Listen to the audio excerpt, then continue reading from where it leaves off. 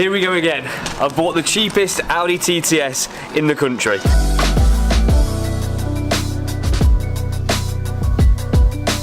And let me tell you straight off the bat that this car has not got much going for it. And it's definitely had a hard life, but it's got one hell of a story to tell. So what I've bought is an Audi TTS. This is one down from the RS model, so it's still pretty quick, or it would be if I could get it started.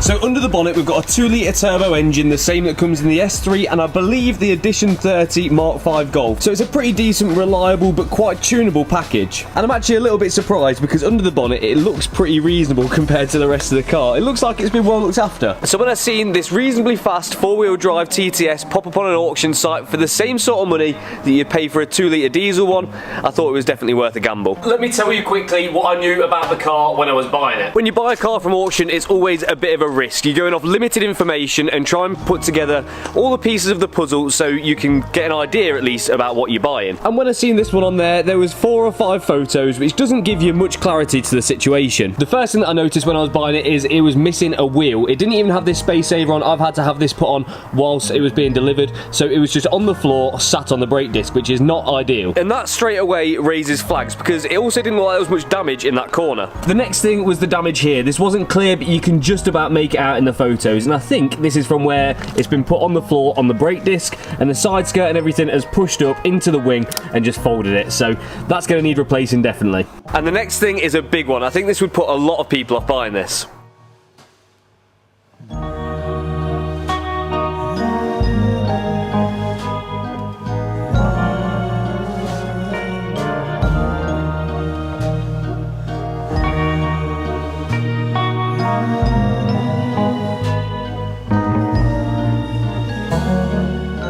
Is this not one of the worst interiors you've ever seen? It's, well, I think it's pretty obvious what's happened here. The car has been set on fire. It looks like something's been started on this driver's seat and obviously melted that to pieces, melted the sun visors, melted the headlining, and it looks like that Andy Warhol painting where all the clocks are kind of all dripping down, and yeah, it's a very strange, smelly interior. But luckily in this situation the auction house was very good and took good photos of the interior so I could tell exactly what I thought was going to be needed. And then the final thing that I knew is that on this window here it says no, and that means either one of two things. It's got no keys or it doesn't start, both of which this car has or is.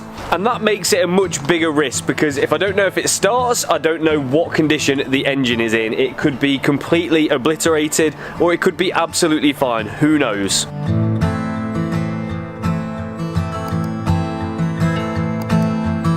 In short, I've got myself a car with a ruined interior, a ruined exterior, and it doesn't even start. So you can see now why I'm saying it doesn't have much going for it. But that brings us on to the question, what has happened to this car to make it be in this state? So like I said, on the auction site you get a very little bit of information. I knew the car was a category N write-off, which means non-structural, and I also knew that the car had been stolen, but that was it. Here's the interesting part. At the bottom of the page you can see that it says that the registration plate of the car was changed, but it's also confirmed by this piece of paper which I've just found inside the car. And using that registration plate I then popped that into Google, which didn't bring back anything, but into Facebook is a different story. You see, Facebook's algorithm is a very scary one because if you post a photo of your car on there, it can actually read the registration off the photo, and then when that's searched for, it can actually bring that up. And look what we have here. We have a post saying the car has been stolen by 3 men with knives and a lady's been dragged out the car back in December 21. I wonder if I get a reward for finding the car.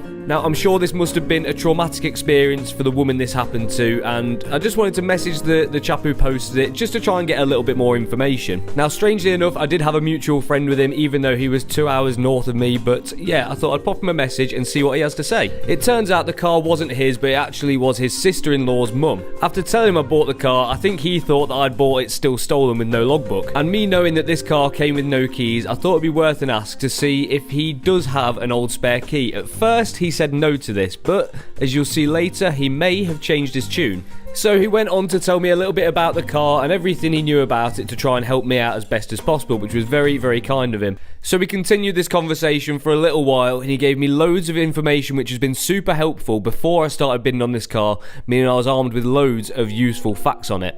And he was open and honest with me that they'd only just bought the car not long ago and it had a full service history and was actually a really nice clean example. And also me contacting them was actually the first I'd heard that this car had been found. And we're not 100% sure yet, but he may have the service history and maybe even a spare key for this car. And now I'm armed with that extra information, I can really start to put the picture together. On closer inspection on the wheel that was missing, I can see here and here there is 2 snapped wheel bolts. The back wheel is missing 2 and also so are the other ones. So if those wheel bolts are snapped, that means that the wheel has probably fallen off at some point, which I know doesn't take a genius to figure out. And that in turn would have damaged this section of the wing here when the car dropped onto the brake disc, and it would damage all this. So at that point the car is going to be stuck exactly where it was, which is not going to be ideal because if you've robbed a car, you're probably going to be in a bit of a rush to not be seen in it. So to destroy the evidence and the car itself, it looks like they've put something on the driver's seat and set it on fire.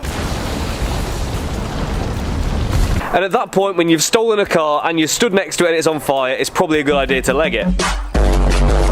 And I think this car was probably saved by the fact that it has a leather interior. It didn't burn fully, and obviously I know it's took its toll quite badly on the interior, but it's not fully disintegrated and didn't burn the rest of the car. I do think though it's a little bit selfish that they took the key with them when they stole it, because now I can't start it. And then I guess the rest is history. The car must have been found, gone through the insurance processes, those people would have got paid out, and then it's gone through the auction and been bought by myself. And now I have a non-running, fire-damaged, crashed and stolen Audi TTS.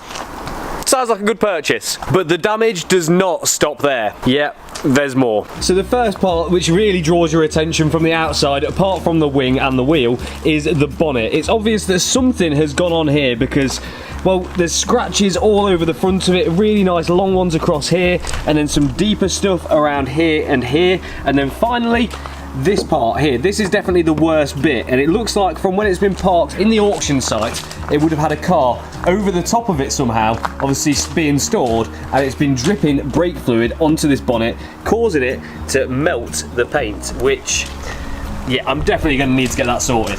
This bit doesn't matter so much, but on the wing there's not only the damage here, but also at the front here, some nice scuffing and scraping, and I don't know what's going on here, but that's not looking pretty either. Every single wheel which it has got originally is curved to bits. It's almost like it's diamond cut all the way around the edge. I think Liam's been driving this car. Then across the rear quarter, again, there's some more scratches. Not as bad as what's on the bonnet, but still very, very noticeable, so we'll need sorting. And that's just on first inspection. Imagine how much more I'm going to find when I start working on this car. But definitely the biggest bit I'm worried about is this interior. There is so much damage in here, some of which was actually caused by me, because when I was taking delivery of the car, it was stuck in park, and obviously I have no keys to get it out of park, so I've had to rip up this trim here, and in doing that managed to damage the gaiter. So I need a new gaiter, and that was my fault, but I have managed to push the pin in, which is down here, get it into neutral so I can just about push the car around now. But one of the most fun parts when you get a car in this state with this much of a story is checking out what's on the interior. So let's give it a quick clear out and see what we can find.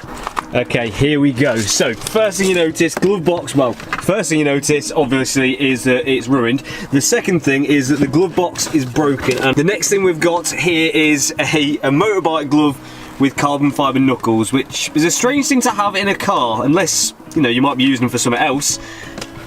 What's missing here is that the CD player. I'm guessing that might be this here. Oh no, not sure. I think that just goes there, so we've still got that, so that's okay. Let's put that in there for now. Then the trim, which I've broke, some jump leads and some nasty gooey stuff all over them. What else have we got? Screwdriver. Ah, this is an interesting one. Got a balaclava, which goes quite nicely with that motorbike glove. Let's just shut this quick. There we go. And then, oh, okay, that's a bit on the other side. We've got, oh wow, how fitting's that? Hair transplant requires professionalism. Honestly, you just couldn't write it, could you? Yep. Let's get it over with. Brilliant. Now we can move on. Then some gloves, a wheel bolt. They might have needed those earlier.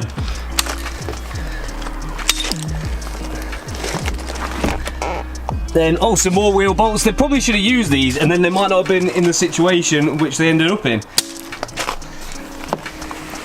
Got some gammy scissors. Oh, iPhone charger, that's a win. You always need one of them. Some more wheel nuts, honestly. Why would you not just put these in? Seems a bit daft. Some iPhone cases. Nice. Oh yes, we have a locking wheel nut. That's definitely going to come in handy. Plonk that on there for now, I think. Now I've just tried to pull the driver's seat forward so I can have a look behind here, but I think the ceiling's actually melted it to the car. I literally cannot move it at all, so that's stuck there for now. So maybe we'll find some more hidden gems in here later, but unfortunately I can't get in the boot because the battery's dead and I've got no key, so it just won't open. But there may be some more gems in there. We'll have to check back in the future to see. So it's a strange collection of items anyway. Some white tape, a balaclava, one motorbike glove, and a cushion about hair transplants. So what do you guys think of my purchase? It definitely needs a full new interior. That smell is going to be very tricky to get rid of, so it's going to take a fair bit of work to do there. It needs a new wing, it needs the bonnet painted at a minimum, and I'm not sure on the styling of this one in particular. Someone's put like an aftermarket grille on with no badge, and I don't think I'm a fan of that, so that might need changing. Obviously we need a set of wheels. We probably need new brakes, at least on the front, and especially that disc which it's been resting on. We also need a set of keys to be able to even think about starting it, and then to see if it even does start, then might need whatever the engine needs too. So there's quite a lot of work to do here. I'm not going to make you guys at home wait and ask for a certain amount of likes to tell you how much this cost this time. I'll be straight, honest and upfront. I think it was £3,200, give or take a few quid. Then there's auction fees on top of that, which worked out to about £400 or £500, and then the delivery of the car from just above Manchester, which was £200. So all in, give or take, I'm about £4 into this car, which is roughly what a reasonably high mileage, okay condition diesel one goes for. So do you guys think I've got a good price, or do you think I've been out over? So my mission statement for today is to try and get the car started, but the first thing, because that involves being inside the car, I want to get that horrible burnt interior straight out of it. And I think the place to start most definitely has to be this driver's seat. So to get that out, we've got some multi-splines in the front and the back of the rails, one on each corner, and there should be a plug underneath the seat, and hopefully we should be able to get out of the car. That's if it's not melted to the headliner. As you will have seen in the last video, if you did miss it, there's a link in the top right hand corner, but the interior of this car has been heavily fire damaged and has actually melted the headline into the headrest of the driver's seat. But by lowering the seat, it did come off with a crunch, and then I was able to move the driver's seat around and get to all of the bolts in order to remove it from the car. Then there was just 3 electrical connectors underneath the seat under the floor, and then I can remove this nicely charged seat from my Audi TTS. Now it's actually out the car, you can see exactly how melted it is. Like, I don't think it actually did it justice being inside the car because of how dark it is in there, but yeah, it is not pretty at all. So I'm glad to get that out. That is actually the worst part of the car now removed, so I'd say it's on the home run from here, really. If only it was that easy, but genuinely that probably is the most disgusting part of the car now out, so I do feel a lot better already. Next thing is to get all of these bits of chunky charcoal out of here, and I think just start getting this interior cleaned up just a little bit so I can actually kind of get in the car without feeling like I want to be sick. So out comes the trusty Hoover, and I use it to pick up the big chunks and fling them out the garage, and then go around the whole carpet to get off any loose debris and any other bits. But it definitely came up quite well, surprisingly. I thought it was going to be a lot worse. And I know there's going to be some of you in the comment section crying because I'm not wearing gloves, but don't worry, I was crying too. This was absolutely disgusting. Wow, what a difference that's made already. It's literally night and day. It's almost not disgusting anymore, but now I've kind of just made a very slight start on this interior. I'm wondering how much I'm going to actually have to change. There's clearly the obvious bits like the steering wheel, the seats, the headlining, the door cards. Originally I thought these might be alright after a clean-up, but when I look a bit closer at areas like the door handle, I'm starting to question whether it actually will. And again, is it just going to hold a ridiculous smell? And then there's even more, because inside the dash vents here, is that all going to stink? So does that mean I've then got to change the entire dash to try and get rid of this smell? I'm hoping not, but it is something I've got to consider as a possibility further down the line, and I think I've got to account for in my budget. But I am a detailer by trade, so if there's anyone that can save it, hopefully it's me. Next up with the glass, not only with them being tinted, they also had this smoke effect too from the fire, so I've got that off and then turned my attention onto the steering wheel. After I've given that and the dash a good thorough wipe over, I could then lean over it and clean all the soot off the windscreen too. Hopefully with that removed, you guys can actually see what I'm doing inside the car now. Now the back seats were just as dirty as the front ones, so after giving these a good hoover off and a clean down with leather cleaner, we're on to the next job. The next job after I've got this seat cleaned up, I think on the interior, is getting this headlining out because, well, there may be some more hidden damage behind there, and yeah, it's the next most disgusting bit really, because the interior now is not actually feeling too bad. Obviously, it's still some room for improvement. But I can't take the headline out, I believe, without getting into the boot, and I can't get into the boot without a key. I need to be able to start the car and see if it's running, and I need to press this little button in the door down here to be able to pop that boot open. So I suppose the next job really then is getting the key sorted. The interior of the car is now feeling a lot more tolerable, but yeah, I can actually get inside this car without wanting to chuck myself in the bin. The back seats may need throwing away. It depends how well they'll clean up, but also it depends really what I do with the front seats as to what I do with the back seats anyway. I think also as well I may need a new seat belt. Yeah.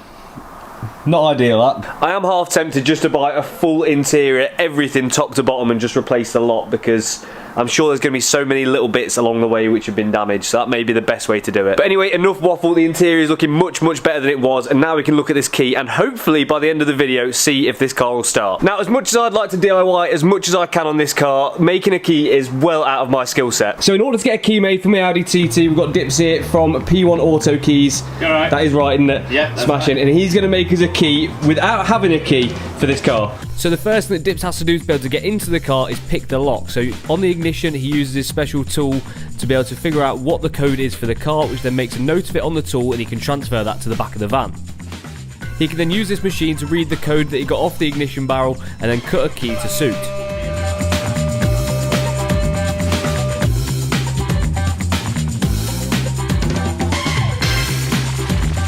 Once the test key is cut, we can then slide it over to the car and give it a try. Obviously, Dips nailed this first time, so we can then go back to the back of the van and then cut a proper Audi keyblade to suit before we code it. Now this is only half the task because there's two parts to your key. There's the blade itself and also the immobiliser inside, which needs coding to the ECU to suit. And obviously we needed power in the car to be able to even think about reading this. But as usual with crash damaged cars, the battery was kaput. Okay, so we thought the battery was dead on the car and just gone to put a battery charger on it to try and code the key to the car, but it turns out that It actually turns out that my mic had cut out here. All this high-tech equipment must have been interfering with it, but essentially the earth trap wasn't connected to the battery, so as soon as we hooked that up, we had a little bit of power in the car. But now, with the power hooked up, we can at least get a little bit of life on the dash. Now, this is where things get a little bit more complicated, and I may get this slightly wrong, so bear with me, but I believe certain manufacturers have stopped automotive locksmiths being able to access all the information they need to be able to code a key in the UK. But luckily, Dips knows someone in Palestine, so we had to ring the information through to there, which then could be remotely coded to my car. And just like that, we're in. So we're all coded in now. As you can see, engine start permitted, ECU is responding, the transponder is okay, it's a dealer key, and it's all locked and it's learnt. So, perfect. So we'll give it a go. You can crank it. What I've done in the engine bay is I've disconnected the coil packs, so the engine is going to start straight away because I want to make sure there's oil around everything. It's been sat for like 12 months, so we want to crank it a few times first and then we'll go to start it. So I'll let you do it. Right, fire away, yeah. Battery's not loving it, is it? Battery's not loving it. I took the old battery out, I put the one out of the BMW in, and hopefully this time it'll at least turn over. Go for it, Dips. Ready? Yeah, man. Oh yeah. Yeah. Go again. Cool. That'll do. Let's reconnect the coil packs. Okay, we should be good to go. Ready? Yeah, let's try it. Yes. Oh, it sounds sweet. It does sound nice, yeah. We're calling that a win. So we know there's going to be a few lights on the dash. Obviously we're going to have an airbag light because the seat is not in. Let's see what we've got. Oh, there is a few. We've got a suspension one, we've got a traction control one, we've got an airbag and a steering wheel. I mean, it's definitely got a steering wheel, but I'm sure we'll figure out what that is later.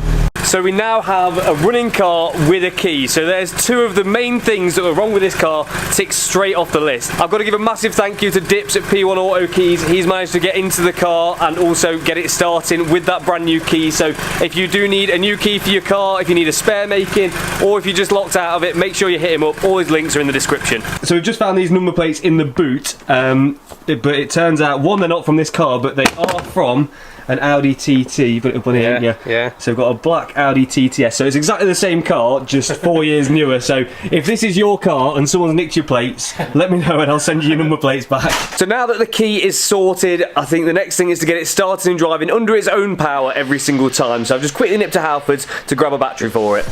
The battery for this was surprisingly cheap. It was only about 90 quid, I think. It had a 5-year guarantee. So now, at least with that fitted, I don't have to borrow the one off the BMW every time I want to start it.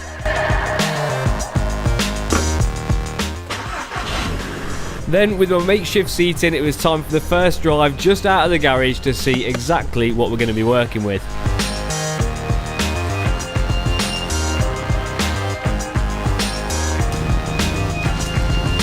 I just thought I'd pull the car out so I've got a bit better natural light so you guys can see a little bit better what I'm doing. But on pulling the car out, it did actually seem okay. It didn't seem too bad. There was a small clunk from the back of the car, but that might have just been some of the loose stuff in the boot. I'll have to inspect that later. So the next job now is getting this headline mat, I think, and it's supposed to be quite an easy job on these, but I suppose we'll see. First thing I've got to take off is this trim at the back here, then the side ones, and then I can look at the headlining. The centre trim just pulled out of place, but it did take a bit of a crunch from where it melted to the rest of the headliner. I then decided that I may as well pretty much strip the whole interior out, so to pull out the old seat bench, that just pulls up off clips.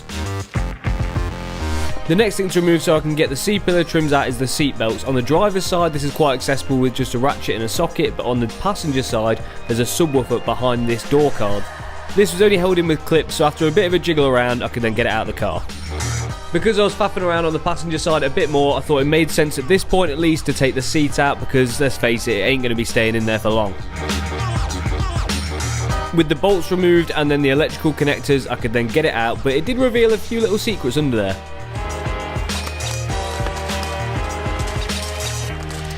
I've just pulled the passenger seat out as well because it's probably holding quite a bad smell and just gives better access for this rear quarter panel. But I found these two bits of paper in here. This one, I'm guessing, is their order from the calf because it says crispy bacon. And there's also this one just here which says, don't forget to subscribe. I wonder why that would be there. So we can now take out this kind of rear quarter interior panel now the seatbelt is unbolted, and then we can start taking out this subwoofer.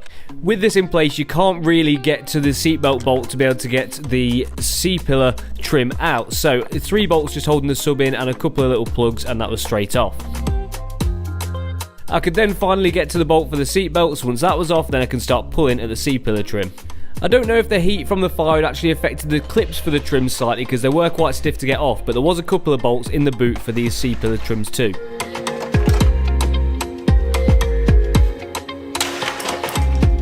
So I've just removed this plastic trim off here and it was held in with wood screws, which I'm pretty familiar with on TTs because these are a pretty weak part. That side, however, wasn't, but I did manage to break it just trying to pull it off. So I don't know how these actually do come off. I presume they're just, you know, they unclip. But yeah, that looks like it's going back on the wood screws too. Next up, the A-pillar trims. Once those C-pillar ones are removed, these just pull out. They're only on clips, so after a good tug, they were off the car. Then the final bits is removing the sun visors and the other little trims on the headlining, and we should be good to go. Time for the final piece, the headlining, which, if I'm right, which I'm normally not, should just pull out now. I've took the sun visors off and the centre lights and the A and C or B pillar trims, whatever they are, and hopefully now the headliner should just pull off. Like always, I am slightly wrong. I'd left in the lights for the sun visors, so I had to get those off and disconnect the plug for those. And also where the sun visor clips into, where you can unclip it to move it around, you have to pull that out because that clips through the headlining too. And again, I think the fire had affected these slightly because they just did not want to come out, so I just ended up going at them hard with a screwdriver just to break them off because, let's face it, they ain't going back on the car at all, so I may as well break them.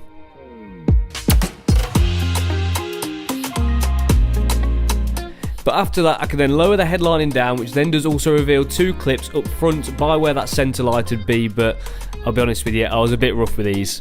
Again, because this isn't going back on the car, I just ended up breaking it off, so then I can replace these clips when I come around to fit in a new one. So there is the interior out. Obviously it's still going to need a good clean to remove some of the soot and smoke damage, but on the whole it's so much better. You may have noticed I was a bit aggressive with some of the parts, but obviously, no pun intended, they're toast, so it doesn't really matter too much. But there is one thing missing in the boot, which I'm going to show you quickly before we have a look at the new parts I've got to go in the TT. Now, I'm not 100% sure what it is that goes here, but obviously there's a recess in the foam and some plugs which have been, well, unplugged.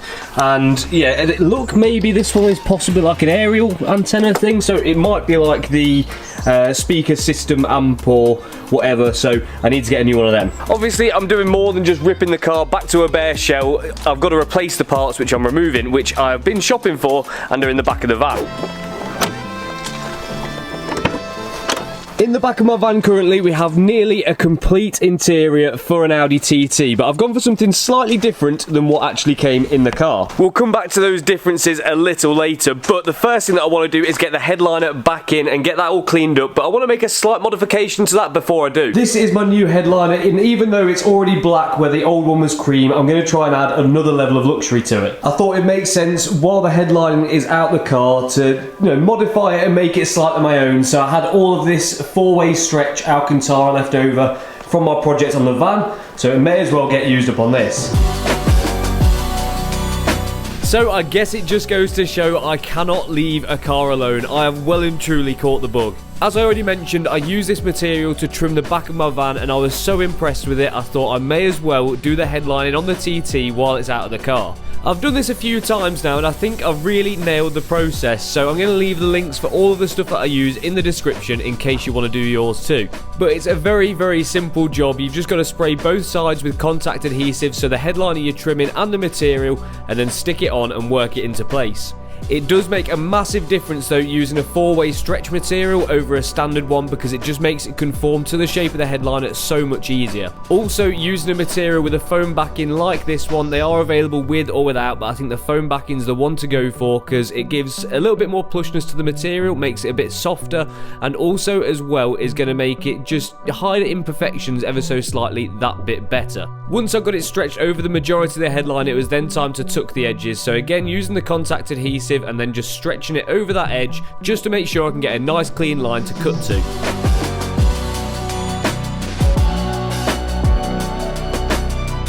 The back of the headliner has not got to be perfect. All you've got to make sure is that the material is stuck down properly. That's it. I thought I may as well also do the A-pillar trims. These are a little bit trickier in terms of actually getting the material on and stretch around the corners, but obviously with it being a smaller surface area, didn't take as long as the headliner. But this is just one of those details that makes the inside of a car so much more unique and just that little bit more luxurious, and it's well worth doing, especially if you've already got them off.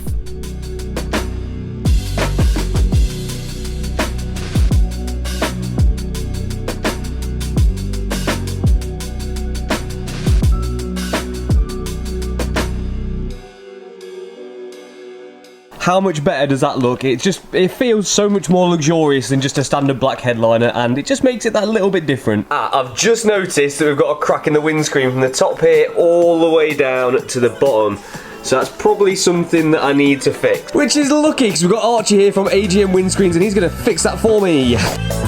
It's probably a handy thing that we're changing the windscreen, because there's a certain bit of the dash which isn't accessible with the screen in, so it gives me the opportunity to clean that bit while the screen's out. But Archie from AGM is a good friend of mine and also a good friend of the channel, seeing as he did the windscreen on the BMW too, so make sure you go and pop him a follow on Instagram whether you're local to Leicester or not to show him some support. But if you are local to Leicester, when you do need a screen, if it's now or in the future, make sure you go and hit him up. So as quick as a flash, he got the old screen out and cleaned up the surface where the new screen's going to be bonding to, and I used that chance to clean the top of the dash and clean the vents that I wouldn't normally be able to get to. And then Archie puts the new primer and sealant on the edges where the windscreen is going to stick to, and then pops the new screen straight in place. Having a new windscreen is one of those things, it's like you don't realise you need it until you've got it. Obviously I know this car definitely needed it because it was really badly damaged from the smoke, but it just feels so much fresher driving a car with a fresh windscreen on. And once that's on, he can then fit up all the trims and the windscreen wipers and the rear view mirror, and the windscreen is all set.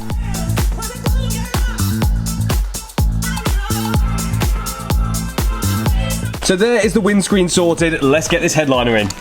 So a quick wipe over on the roof just to remove any leftover soot and anything else which might smell, and then I can slide the headliner in through the driver's door. One thing I will say is by trimming these headliners and bits and bobs like that in Alcantara makes them a little bit thicker, which does make fitting them a little bit more of a pain in the arse, because there's some parts where the gaps which these bits go into are really tight, and by adding that extra layer of material does make it much trickier to fit. But once it's in place, I can then start fitting the clips to take the weight of it, and then start fitting all of the extra trims. So in goes the sun visor clips, followed by the sun visors themselves, and not forgetting the wiring for those, which I nearly did. Part of me was thinking whilst doing this that these sun visors would have looked a lot better in Alcantara as well, but I am not that talented. Then finally the sun visor lights and the centre lights go in, and the install is done. So there is the new headlining in place and looking sweet. I was having some trouble with this centre light just here, but it turns out I was putting it in the wrong way around, and annoyingly I managed to snap these little sun visor clips on both, so I need to replace them already, so that wasn't the best job in the world. But on the whole, I think we can all agree it's looking pretty sweet. Next up is the A-pillar trims. These were probably the most awkward part of these trimmed sections, because it just added that extra little bit of thickness. Like I said,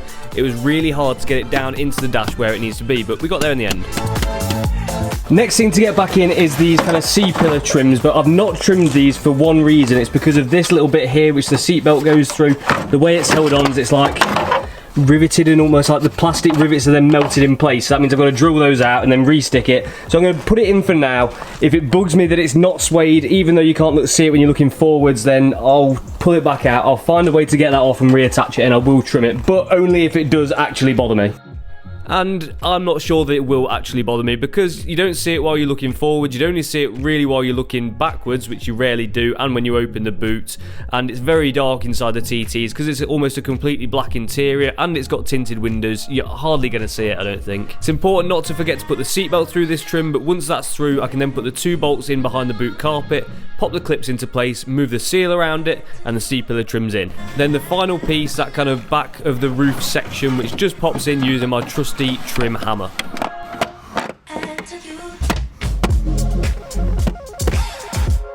And there we have it, the roof liner is back in and it looks sick. Well, I think it does anyway. I'm sure you guys are going to let me know in the comments section what you think to leave in these trims.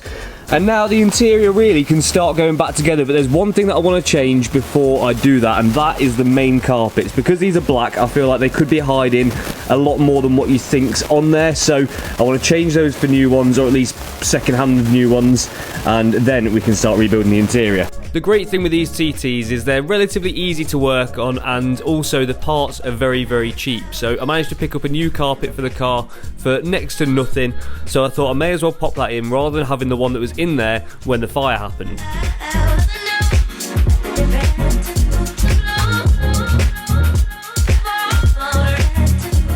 And I have never changed a full carpet in a car before, because it's one of my weaknesses, if I'm being honest with you, is interior trims and clips. I haven't quite got the delicacy to, get them back in right. So I feel like this is a great learning project for me. So all you've got to do on the TT is remove all of the trims which kind of surround the carpet and remove the centre console. It's not going to come out, but you've just got to take all the bolts out so it's loose, and then you can take the carpet out of the car. Again, this is one of those handy bits because I needed to change the back section of this centre console anyway, because it was ever so slightly melted from the fire, so I had to pretty much do all of this to change that anyway. I couldn't really find a complete guide for doing this on YouTube, so I just ended up keeping on taking bolts out of everywhere I could find until it was loose, and we got there in the end. And once I'd found the last 4 bolts behind the heater controls, I could then loosen off the front of the centre console, and the back section of the centre console was then free from the car.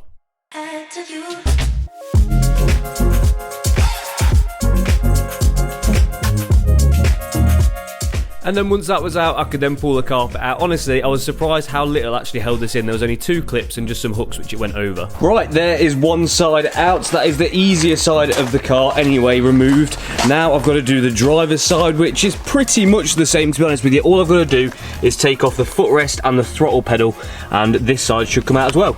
So to remove the footrest, there was a 10mm bolt kind of behind the brake pedal, and also a Phillips head screw at the top of the footrest, and then just one, I believe it was a 10mm holding the throttle pedal in with a couple of clips at the bottom. Then it was just jiggling the carpet out. It was kind of hooked in behind a metal trim behind the footrest, so once I'd faffed around in there and got that off, I could then take the carpet out of the car.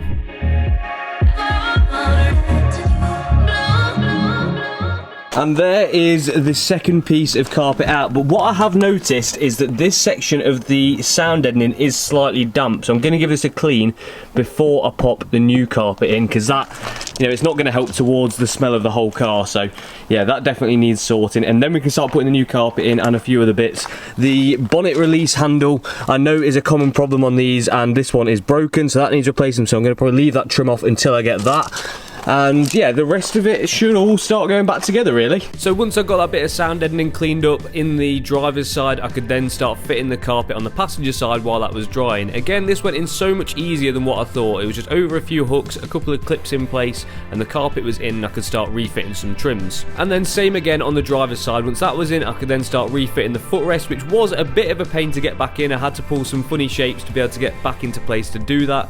And then I could get the throttle pedal back on, and the carpet was more or less in place. And then it was just putting all of the center console back together, which was a bit of a doddle, really. Although this job wasn't particularly hard, it was quite time consuming. It looks like it took 2 minutes, but it did take a few hours.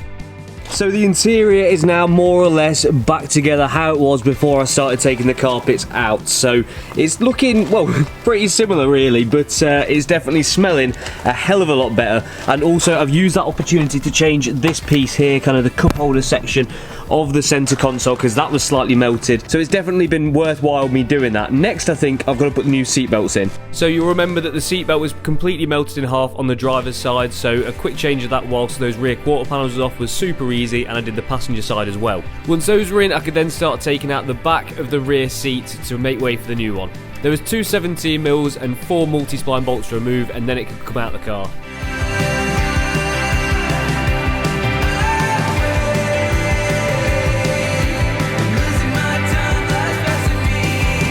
Right, now the back of the car is fully stripped out and we can start putting in those new parts. So I suppose we should go and take a proper look at what I've got.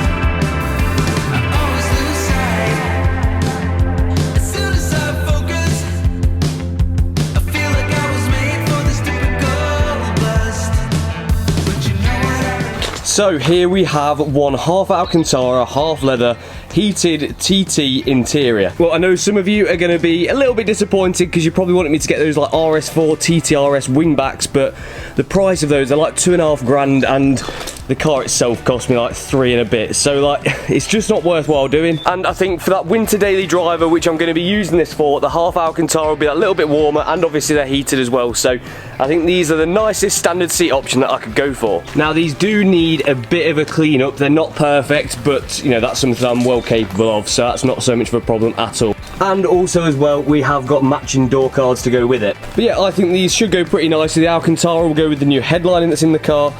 Even though it's not exactly the same colour, it should still look quite nice. And I'm sure there'll be some of you saying, oh well, they're not TTS seats. Well, yeah, they haven't got TTS embroidered in the seat, but neither have the ones which I removed out of the car. So now the interior can really start going back in, and we can start making this car look like a proper car again inside. So I'm going to start with the last thing that I took out, which is the rear seat back, and then reassemble from there until we've got a nearly complete interior. So first thing to go back in is the back of the rear seat, the new one with that Alcantara centre. So once I'd squeezed myself into the back of the car with that rear seat, I could then start bolting it up. As you'd expect, because it came straight out of an Audi TT back into one, it did just bolt in, but I am having a bit of a problem with one of the sides not actually clicking into place. I don't know if this is me or an issue with the back of the seat itself, but I'm sure I'll have to figure that out at a later date. Next in is the subwoofer, which goes behind the rear quarter door card on the passenger side. Once that's in, after the seatbelt's been bolted in, I can then put on the rear quarter cards. For these, all you got to do is plug the tweeter speakers in, thread the seatbelt through, and then clip it into place. And now for the final piece to complete the back section of the TT, and that's the rear seat bench. This couldn't get much easier, it literally just pushes into place. And now that that's in and at least completed the back of the interior of the TT, and it's looking a lot better, it's got to be said, but we can move on to fitting the front seats. Just quickly before I did that, another quick hoover out to make sure that the carpet was as clean as it could be, and then I could get that seat in place, plug it in, and then tighten down all 4 corners to make sure that seat ain't going to go anywhere.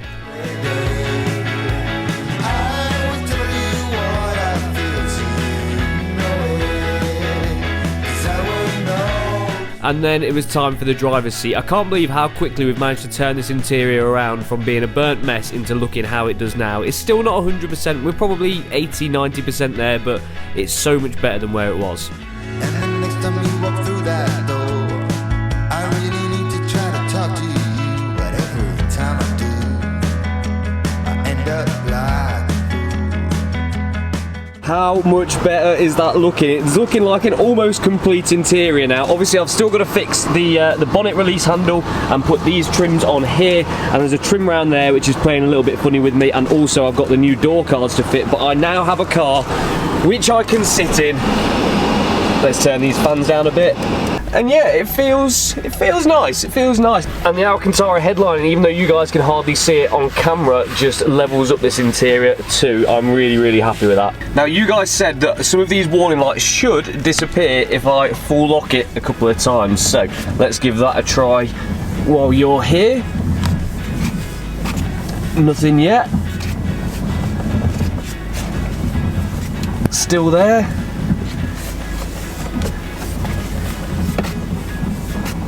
Okay, I don't think it's going to work, but there may be a reason behind that, and I think that might be because I've not got this trim in just here. That's the one where you got the buttons for the mag ride. There might be a traction control button there, I'm not 100% sure, so maybe once they're plugged in, those lights will go. Then I've obviously got to reset the warning light for the airbag. I've got to put a seatbelt on and take the handbrake off, and then we should have a clear dash once I've filled up the washer fluid. But only time will tell. But there's something definitely not right on the back end of the car, and I need to find what that is. But we'll come back to that a little bit later in the video. The first thing which I want to sort out in this video is that front wing, so let's get on with that. Most of my effort so far has been aimed towards the interior of the car, but now it's time to look at the exterior.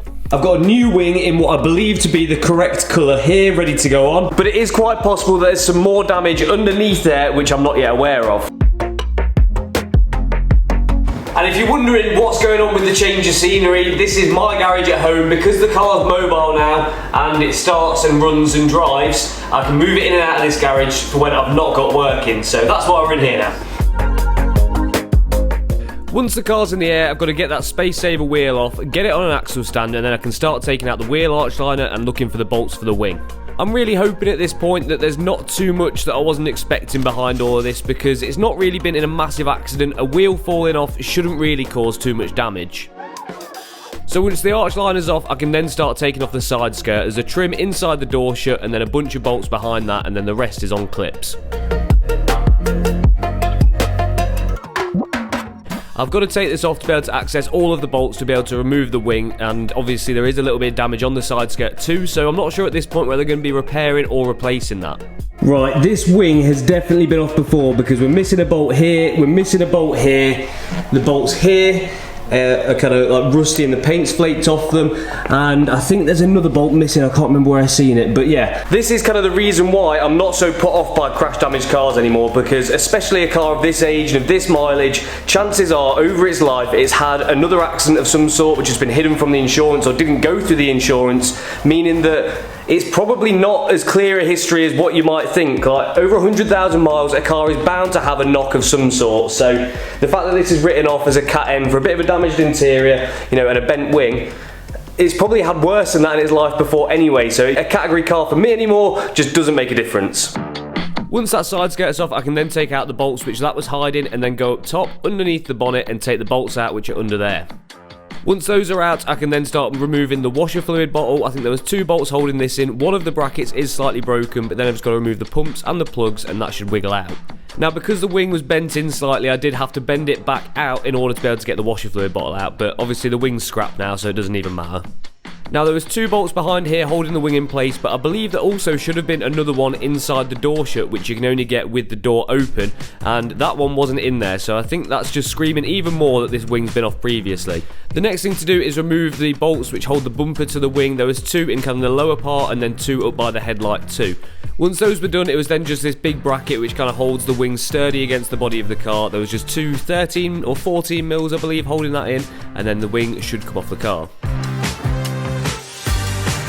And just like that, the old tatty wing is off and ready to be thrown in the bin. Then I decided to have a look at the front bumper, because it was half off at this point, and I don't know if I'm loving it, to be honest with you. I feel like we can do something slightly better on the front end possibly, but we'll have to have a look at the options. But it was quite easy to remove at this point. It was just 4 bolts on the other side and then the ones around the grille, and the bumper was off the car.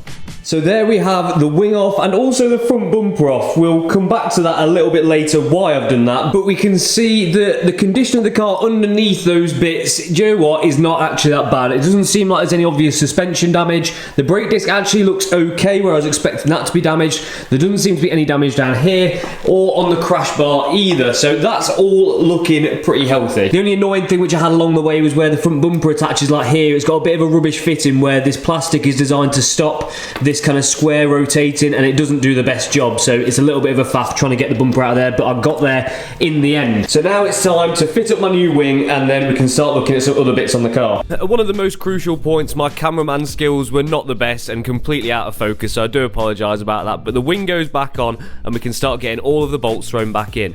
Now, those eagle-eye viewers might notice that this wing was originally red and been painted black before, so it's obviously been on a couple of cars in its life already, and now it's on the 3rd one, and hopefully it's going to stay here. But to fix those parts, just a quick rattle can with some satin black should cover that up nicely. With all the bolts back in and that painted, I can then start putting the washer fluid bottle back in and reconnecting all of the pumps and plugs. To sort out that broken bracket, I managed to get away with just using a big washer to be able to clamp it in place. Okay, so the wing is back on and it lines up, well, pretty nicely really. I don't think that's looking too bad there. I have had to adjust the bonnet slightly and drop that slightly further back so it matches the other side much nicer, but that works absolutely fine now.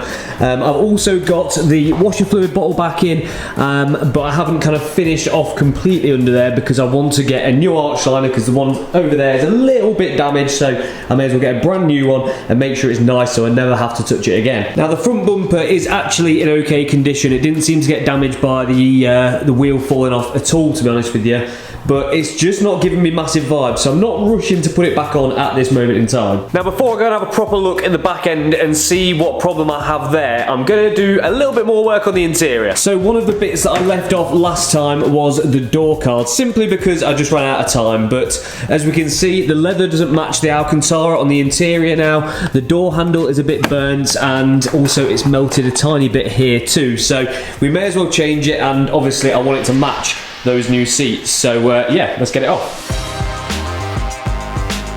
Now, I've been pleasantly surprised by this car, you know, all the way through really, about how easy it's been to work on. If you're looking for a first car to kind of get your teeth stuck into and start working on yourself, I'll be straight with you, this is one car I would actually recommend. In comparison to my BMW, it's been an absolute doddle. Just to get these door cards off, there was 2 bolts holding it in, one behind one of the speaker covers and one underneath the armrest, and the rest is just on clips. So once those 2 bolts are out, I could then start putting my trim tool behind the door card in order to pop those clips out and then just give it a good wiggle and get it off the car. Even the electrical connector, even though there's multiple things on that door card, it was just on one block, so it came off super easy. Now, some of the clips on both of the door cards were damaged. I think it's just inevitable with interior trims that pulling these on and off, they do get a little bit worn, so I used the best ones off both and, you know, put them all on one door card to make sure it was going to fit nicely. So once the cable was connected for the door handle and the electrical connector was in, I could then slide it back on over the top, clip it back in and put the bolts back in. You have got to be a little bit careful with some of the interior clips, just making sure they're lined up exactly right before you whack it in place. I definitely prefer the look and finish of these Alcantara bits rather than having that cream and black leather. I wasn't loving that at all. This is much more my taste. Now, it's only right that when I'm putting a new part on, I want it to be as clean as possible, so I gave it all a good thorough clean, including the Alcantara, and it was pretty much good to go.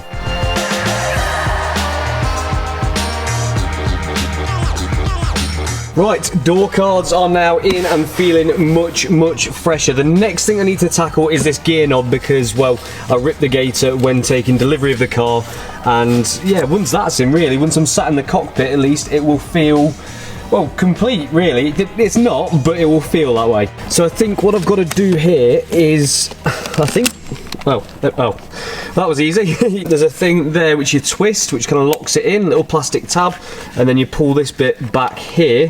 Well, that's what I was doing anyway, and it just seemed to, well, pull off. So, well, that was easier than I thought. So there is the TTS gear knob off. I've got a normal automatic TT replacement. Now, I could either transfer the gator from this one onto this and then go back onto the original one, but considering this is the one that came out the fire, I think what I'm going to do is transfer this knob to that gator and transfer these buttons into this one. Well, maybe. We'll just see how I get on, but that's my POA. I thought this part was going to be relatively easy, but I did not know at this point what I was letting myself in for. This was the longest part of the day, no questions asked. So I managed to take off the old gear knob and then put the new one on pretty easily and then transfer over the buttons. That was not a problem at all. But when it came to fitting it to the car, this is where my problem started.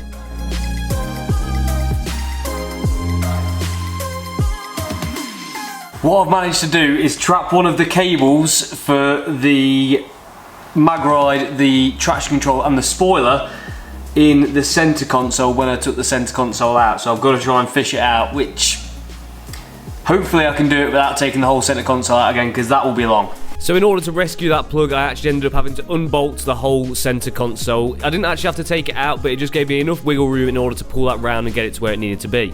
And then once I'd done that, I could plug it in and then try and push it into place, but this didn't go to plan either.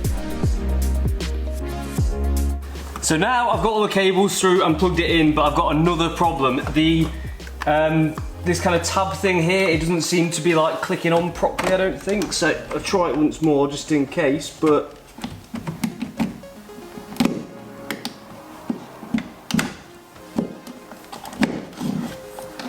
yeah, it's all the way down, and then this just doesn't have the... Let's pull it off and have another look. So I don't know if you're going to be able to make this out, but you know, you have to take my word on it. I can see there's two springs here, one of them has come off, so that might be half of the reason. And I think the other thing's got to be to do with this tab just buried in here. So I'm just going to have a play with it. It's not going to be great content, so I won't film it, but hopefully I can get it fixed, and hopefully then it will just push onto the car. Fingers crossed. Okay, I don't want to talk about it, but it is now working. I can get every gear, the gate is in, everything's looking fine. You know, even over here, it's absolutely fine. There's no problems there at all. But if you're getting the same car as me, do not do the same thing and just rip that gator up, because I ended up having to pull the whole gear knob apart and reassemble all the little springs, everything like that, to be able to put that back on the car. So if you can avoid doing that on your TTS, 100% avoid it. But even though it did take me like an hour of faffing around, I've got there in the end and we are now sorted. I've got the door cards on, they're looking sweet. The interior, apart from these little sun visor clips which I broke, from this angle is looking pretty good. I've still got to clean up the dash and the vents and also the dials behind there. It's just still a little bit smoky and a bit grubby, so I think I'm going to pull those out and then like polish the plastic to just make sure that's looking top notch. This radio as well, I think this is just, I don't even think this is damage from the smoke, but I think that's just kind of how they get. I'm not a fan of that, so we'll have to come back to that in another video. Well, the interior is now looking a lot better. The wing is now looking a lot better. Now we can have a look at what this weird little noise is on the back end. Now, I noticed this when pulling the car in and out the garage at my mum and dad's house, and the best way to describe it is like when the car's, I don't know, when it comes over a little bump or something, it is with a little dong. So, I don't know, maybe it's like a loose top mount or there's something loose under there. So I'm going to take off this back wheel and let's have a quick inspection, see what we can find. On first inspection, it all looks, well, pretty normal. I can't see anything that's like straight in your face obvious, but there's definitely something not right back here. I don't actually think this is anything to do with what happened up front with the wheel falling off. I think this is just actually normal wear and tear. I'm hoping that you can see this on camera, but it just seems to move a little bit too easy in like the shock absorber area. I don't know, it might be.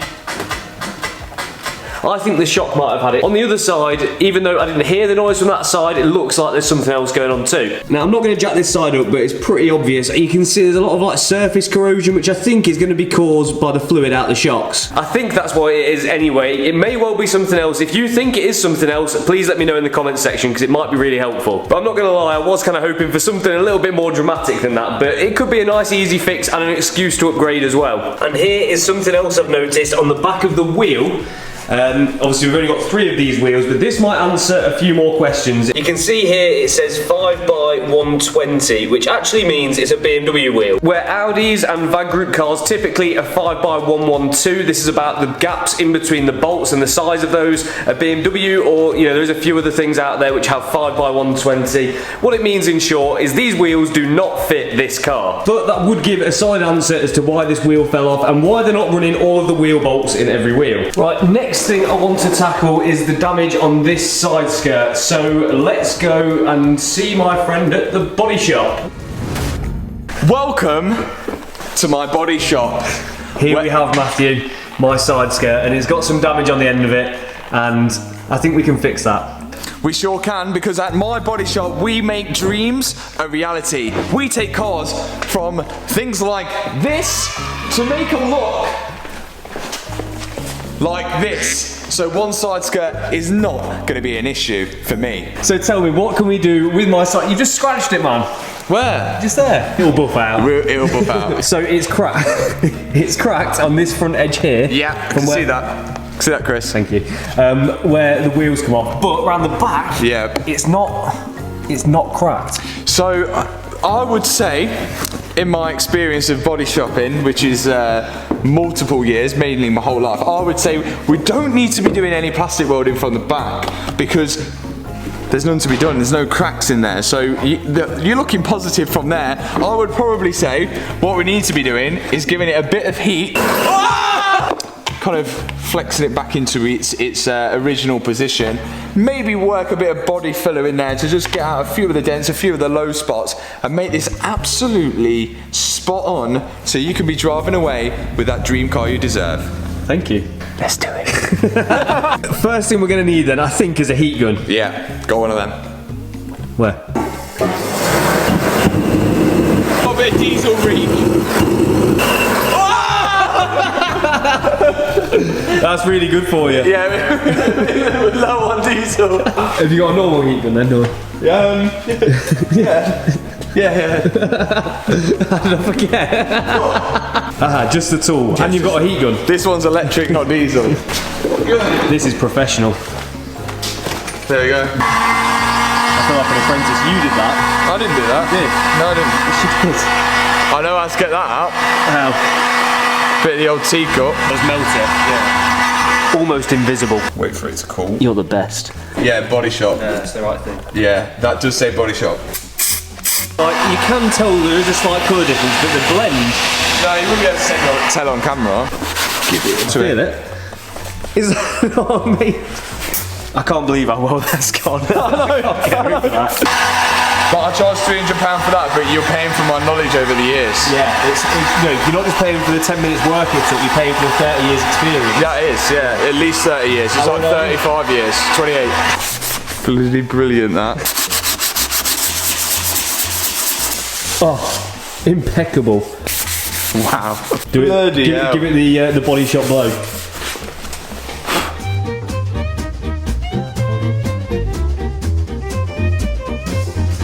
So when you need a body shop, make sure to go to Matt's body shop, because his body shop is the best body shop in town. Subscribe. Up until now, we have completely replaced the interior to remove the damage that was caused by the fire which happened in this car after it was stolen. We've replaced the wing which was bent when this wheel fell off, and also repaired the side skirt which I've removed but not yet refitted. And I'm at the point now where if I put a standard set of wheels on the car and put everything back on, I'd have a complete running and driving car with a few faults left. But that really isn't my style. We need to upgrade this car to make it better than it was before it was stolen. And I mean that in every single sense. I want it to look better, I want it to drive better, and I want it to be nicer to live with every single day. As we mentioned last time, the screen is all scratched up, and let's face it, this is from a 2009 car. It's not going to have the functionality that something in 2022 should have. So I've been and bought a Apple CarPlay head unit for the TT, so let's kick off the video by fitting that. First thing to do to get this out is to put little keys in each corner to be able to release the locks which hold it in place, and then once those are in, I can use a trim tool to kind of jimmy the radio out and then unplug it from the car. So here is my new screen. I've already plugged the important loom in the back of it, and this essentially should plug into your existing loom and work, unless with TTs you've got the Bose upgrade, which it is going to need an adapter to work, but I will be able to power it up so we can see what's going on. Then I can leave it in loosely until I've got that adapter, and I should be able to just pull it back out again, pop the adapter in, and it all should work fine. So just to test the radio before I put it in, I put the main plug in the back of the radio and then the loom into the car and fire it up quick. Okay, so I've just plugged that main connector in, and straight away we've got power to the unit, and there is also an aerial which is just here. Now that I'm happy that that works, I can now bolt on the fascia, which goes onto the back of the head unit itself using 6 bolts which come included, 1 in each corner and 1 on the top and the bottom in the middle. And now that's on, I can then fit it to the car. You've got to be a little bit careful doing this because you want to make sure all the cables and plugs are tucked well down into the dash, and then also push the bottom of the head unit in first and then the top. If you do it the other way around, it will probably break the clips. Right, so I've just quickly pushed in the head unit so you can see how it is. It's not like a super easy push fit. It is quite tight at the top, so you've got to make sure you get that right, otherwise you will break the clips, but I'd imagine it will hold with, 3 or whatever. It'll be fine. But yeah, obviously the speakers aren't going to work, so I'm still waiting for that adapter, but you get an idea. It's got all of the usual functionality that you get with your Apple CarPlay head units, and yeah, it just makes the interior much more modern. And if you do want to grab yourself one of these Apple CarPlay head units, there will be a link in the description with maybe a discount code too if you're lucky, but yeah, it's definitely a worthwhile upgrade. And while we're on the note about finishing off interiors, I've fitted these new little sun visor clips, so they are working perfectly. And time for a bit more of a cleanup on the interior. I've found something that works really well on these fire damaged parts is using a magic sponge and just an interior APC and working at them a little bit. Because it kind of seems to etch into the surface a little bit, this really kind of abrades away at that burnt section quite nicely and brings them up looking as good as new. But that is not the interior quite complete. There's still plenty more bits to clean up and more work to do, so let's get on with that. The next job is changing over this bonnet release mechanism so I can fit the new handle and put all these trims back on. This is a super common part to break on these Audi TTs, and the more I work with this TT, the more I'm realising that there is a lot of common weak points, especially on the interior. And it's nothing major, but it's just a lot of little niggles which you will need to sort if you do get one. But once that mechanism's removed from the car, I can then take the cable off and then start fitting the new one by putting the new cable in, putting the 2 10mm back in, and then I can start refitting the trims. The other parts that seem quite common to break are things like the glove box. Apparently that's quite a common fault. The things that hold up the parcel shelf in the back, in the boot, they're very common to break off. And it just seems a little bit strange, especially for an Audi product, that these have so many little niggles like that, really. But enough of me moaning. Once that trim's back on, the new handle can be tapped into place, and then I can start refitting the rest of the trims using my trusty trim hammer and making sure that they're secured so we're going to have no funny little rattles. And that is another little job completed. We seem to be making great progress on this car and pushing through it nice and quick. Right, the interior is now pretty much there. I'm actually quite happy with how it's looking. It just needs a good thorough clean, and it needs that little harness adapter to be able to make the new Apple CarPlay head unit work with the speakers and everything in there. So now the interior is just about there, we can turn our attention onto the exterior and really start to personalise that. And there's one part of a build which can really make or break it, and that, ladies and gentlemen, is the wheels. Now these wheels, as we've already found out, are the wrong stud pattern for this car, so we cannot run them no matter what. That's why we can only fit 3 wheel bolts in there altogether, so these are going to be changed completely, and I do not like the style of these one bit. Now luckily, when I was buying all of the interior parts, the chap who was breaking all the cars that I bought these parts from was actually breaking a slightly modified TTS, and on that car I think he had, well, what is in my opinion the perfect replacement for these wheels.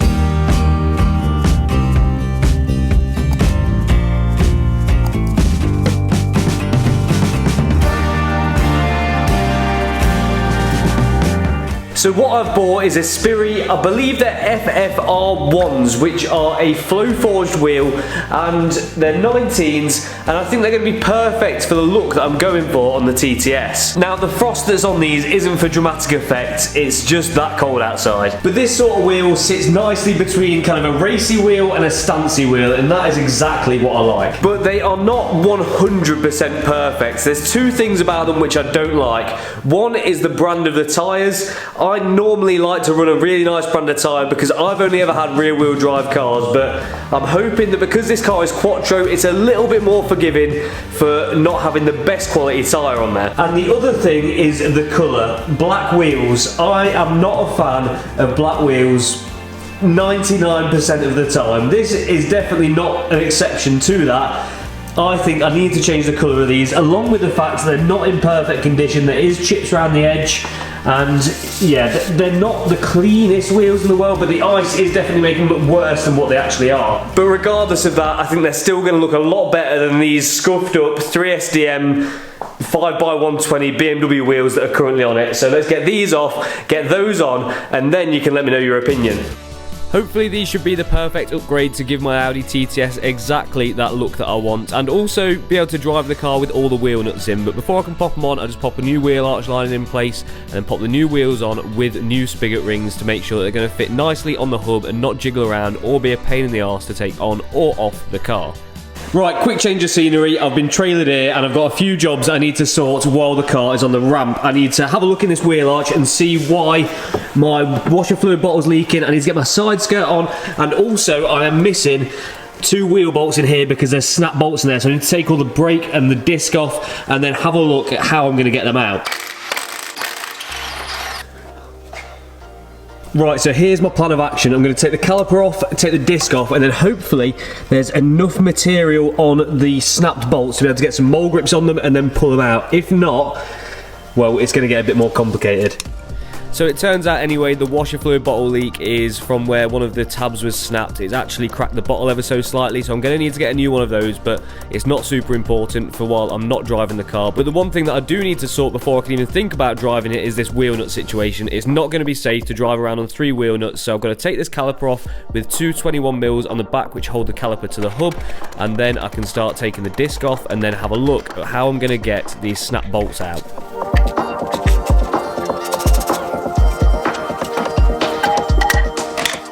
Okay, it's not looking as good as I first thought because the bolts have pretty much snapped flush with the hub, but there is a slight possibility that I might be able to get mole grips on the back, spin it to like a certain point, then move around the front and then be able to get them out from the front. That's what I'm hoping anyway. So the first thing I wanted to try was getting mole grips on the back of the bolt and then see if I can turn it out from the front, which definitely did not work. I could not get them to loosen off. So one thing that did work on one of them was just tightening it so it pulls all the way through, and I eventually did get that out. But the other one was a completely different story. I'm not sure if it snapped slightly differently, so there's a bit more material on the head of it, stopping it from being able to be turned through the hub, and I couldn't loosen it either, and the more I tried, the more that I was damaging the bolt that was left, which didn't really matter too much apart from the fact that it just made it harder and harder to grip every single time. So once I'd established that that wasn't going to work, we then pulled out for the big guns. We tried absolutely everything to get this out, including hitting it with a chisel to try and crack the nut off or crack the bolt off or what's left of it so it loosens off from the car, which didn't work. We then tried heat, trying to get it to such a high temperature that it loosened off, and that didn't work either. And the one thing that did seem to work in the end was a combination of all of these things, including just drilling it. I'm not sure exactly how this works, but we just drilled a massive hole all the way through it, and then it kept on making that bigger and bigger until then we could actually get the mole grips to move the bolt slightly more every single time, and it did eventually start to wind out. But this was not a 5-minute job. It probably took an hour in total of trying all of these things to get there, but that's the thing, you've got to keep trying and trying and trying until something does eventually work.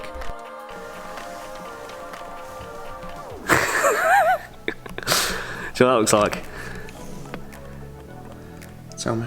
You're not. Well, that was an absolute mission, but we've got there in the end, and we've got 5 wheel bolts in every single wheel, which is probably a good thing. But the next thing I need to tackle is getting this side skirt back on, which should be a pretty quick job. So you may have seen in the last video that we repaired this side skirt with Matt, and we've done a fantastic job on it. All that's left to do now is fit it on the car. So the car has to go on an axle stand to be able to do this, because the side skirt itself actually goes round the jacking point, so you can't be jacking the car off where you want to put the side skirt. And the clips that come on the side skirts, they seem to be a single-use thing, so once you've pulled it off once, you do have to replace the clips, which are about £17 for 4 from Audi, so it wasn't too bad, I didn't think. So I could pop them into place, and then I could fit that side skirt on the car once and for all. Now, I might be wrong on this, but I think these side skirts are the same as the ones that come on the TTRS, so there's actually no need to change these. I think these are probably the best looking ones that you can get. So now it's repaired, I can get it back on the car, and we can deal with the whole paint blend thing slightly later on in the build. Once it's clipped in, there's then some bolts in the door shut and some bolts in the wheel arch liner, and that's done. So So I'm now back home with the car, and I've done a few extra little bits off camera which weren't too interesting, so I didn't film them, but I'll show them to you very, very quickly. So I've got the boot back together and got it in one piece, and that is done apart from the little aerial booster box or whatever it is that goes around there under the carpet. I've got the parcel shelf holders back in, and just as a temporary measure, I've chucked the front bumper on just to give you an idea of how it's going to look, but that I've decided now is definitely not staying. You may also have noticed earlier in the video that I had this door card off. It's because the electrics weren't working in the door cards, which I didn't realise last time, so I had to take the wiring loom out the old ones and fit it to these ones, and now all the electrics are working fine. And I've just realised you guys haven't actually seen the wheels fitted on the car properly, so let's take a quick look at that now.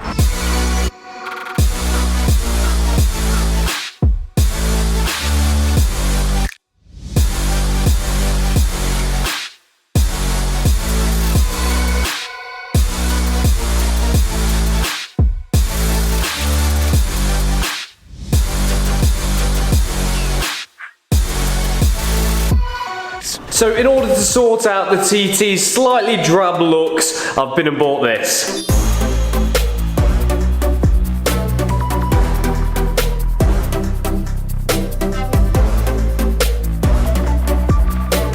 Now, I have only got the rear bumper at this point, and I am after the front bumper too, and I know there's another YouTuber who's got one who's taken the engine out of a TTRS and put it in a caddy called TR Hamza, and yeah, basically, Hamza, if you're watching this, message me, let's sort out a price. So for those of you that don't know, this is a Audi TTRS bumper. This is a genuine bumper that is pretty much complete. I have got the trim and the other exhaust tip to go on, but it also does need a repair just here. Now, I am going to be wrapping the car in the future, so I'm not bothered about these parts being absolutely polished to perfection. I'm okay with them looking a little bit tatty, but the one thing that I can't have is damage like this. Now, bodywork isn't a speciality of mine, so I'm just winging it and see how I get on, but fingers crossed that should be a good little bit of damage to start to learn on and improve my skills for the future. But for now, let's get to sorting out this damage. The first thing that I need to do is prepare the area for a bit of filler, so sanding it back just to make sure that surface is scuffed and then the filler can stick to it properly is the first stage. So I've never really used filler before on my own, but I think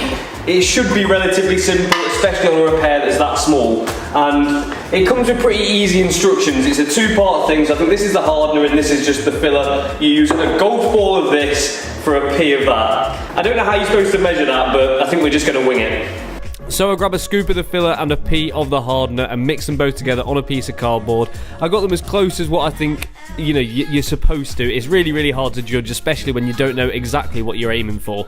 So I gave it a good mix together and then went over to the bumper and masked off any areas that I didn't want to get any filler on, so all of the plastics and everything like that. And then I just went with the body lines of the bumper and smeared it on and hoped for the best, really. I think I did okay, though. I think I did okay.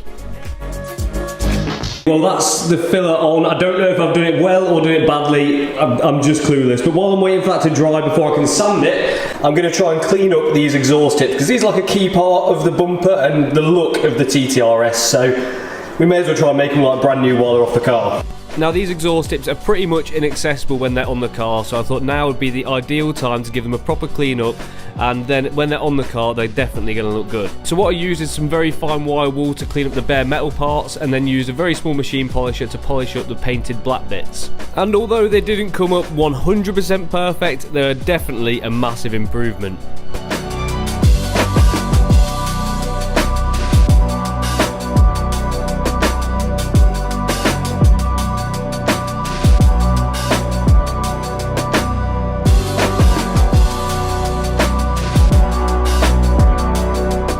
As you can see there, the difference between the before and the after is night and day, so now I'm happy with the finish on that tip. I can actually fit it onto the bumper.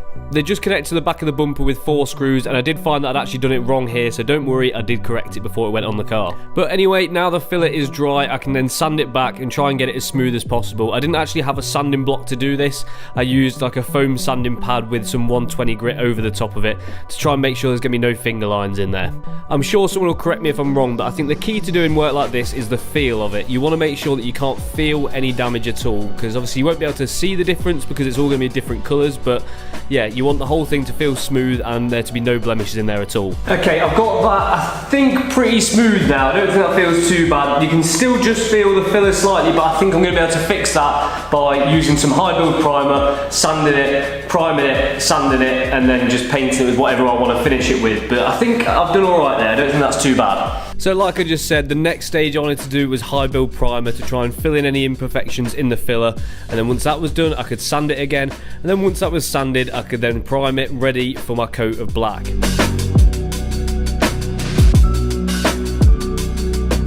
Okay, so the bumper now is about as good as I think I'm going to be able to get it. So it's all primed up, now I just need to spray it black and get it close-ish to the rest of the bumper, and then it's kind of ready for wrapping in the future. So I'm going to spray it in the absolutely incorrect Audi Phantom Black, and that should do the job. So I decided my approach for this would be to just do the whole corner of the bumper. There's a nice line to mask off for the top of it, and then just try and fade it out somewhere more further up in the bumper itself. So I sanded all of that section and then was able to spray this black paint over it and build it up slowly in layers.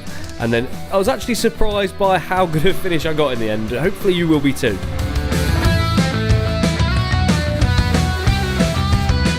But once I built up enough layers, I could remove the masking, and then my bodge of a repair that actually turned out alright was done.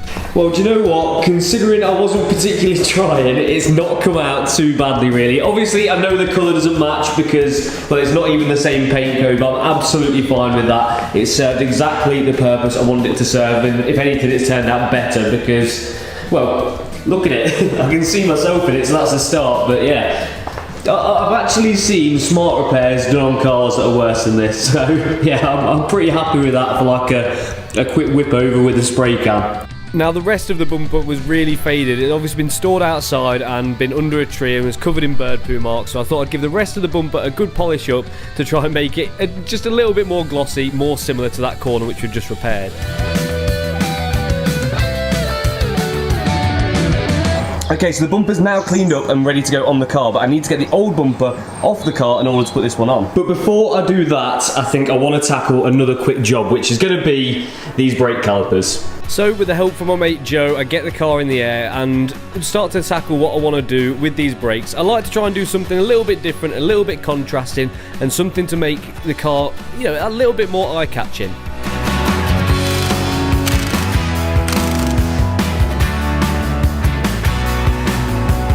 At the moment the calipers are black with like this plastic coating on them, and that coating is starting to chip away, so it's now a perfect excuse to change the colour and do something a bit more in your face. So the first thing that we do is give the calipers a good thorough clean, because if you don't do this you'll end up painting over loads of dirt and the end result is just going to look rubbish. So you've got to make sure that you do this stage properly. Once they're clean, I can then mask off the rest of the calipers and also use that opportunity to paint the hubs too. This is the area where the wheel bolts to. Loads of times you see it where the centre of the brake disc is rusty, and just a quick etch primer and satin black can really tidy the look of that up.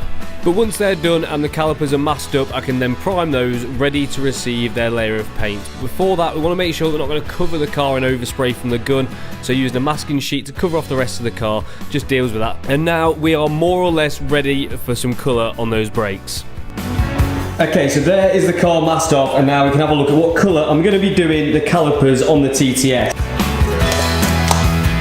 Yeah, that's right, we're going for white, which I know might seem like a bit of a strange choice, especially for such a dirty part of the car. But I wanted something bright and something that wasn't going to clash necessarily with the colour that I'm doing the rest of the car. So have faith, I promise you it will look good when everything's done. So with the base coat, you've got to mix this with thinners to make sure it will go through the gun properly and you will be able to spray it. So you mix it 50% colour to 50% thinners in order to do that.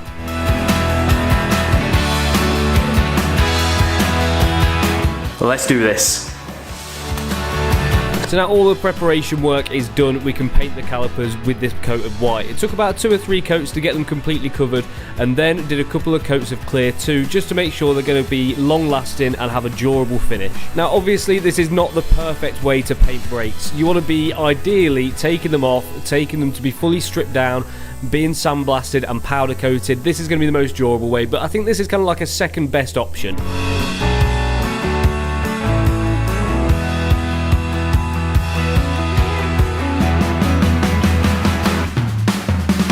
Right, so the calipers are now looking so much fresher, and I am 100% vibing the white. I've cleaned up this little caliper cover thing which says TTS on it, but I think I'm going to try and get a new sticker for that, so when I do put that on, it looks fresh. But now that they're done, I'm waiting for the paint to dry before I can put that on, then I can actually start to tackle the rear bumper and see how this new TTRS one actually looks on the car. The first thing that we've got to do to take the rear bumper off is take the rear lights out. This is quite simple. There's a little flap in the boot and then like a little plastic nut that you can twist out, and then the light slides out sideways and then you can just unplug that from the car. Now with those out, there's a selection of clips underneath the lights and then some Torx bits in the wheel arches and underneath and at the top as well. And once all those are off, the bumper comes away and then we can disconnect all of the electrics for, I believe it's a fog light, and also all the parking sensors too. So now that's off the car, we can start transferring all the bits of that bumper that we need onto the new one, including the parking sensors and also that little fog light thing. Okay, as always when fitting another bumper, whether it's genuine or not everything is the same on the RS as it is on the S. So there's a couple of bits that I've had to do.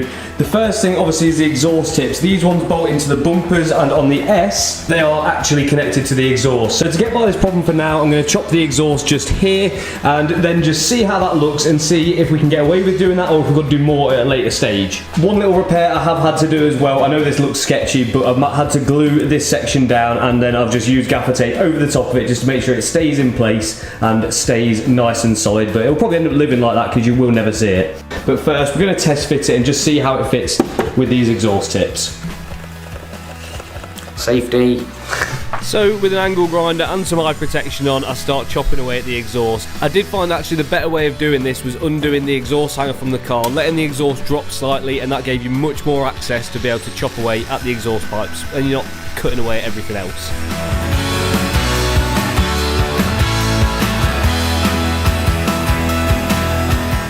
Okay, so the exhaust is now modified, ready for the new bumper, and okay, it's not the cleanest job, but if I do need to, I can get the rear back box chopped here and then get some pipe brought round to the tips in the RS rear bumper.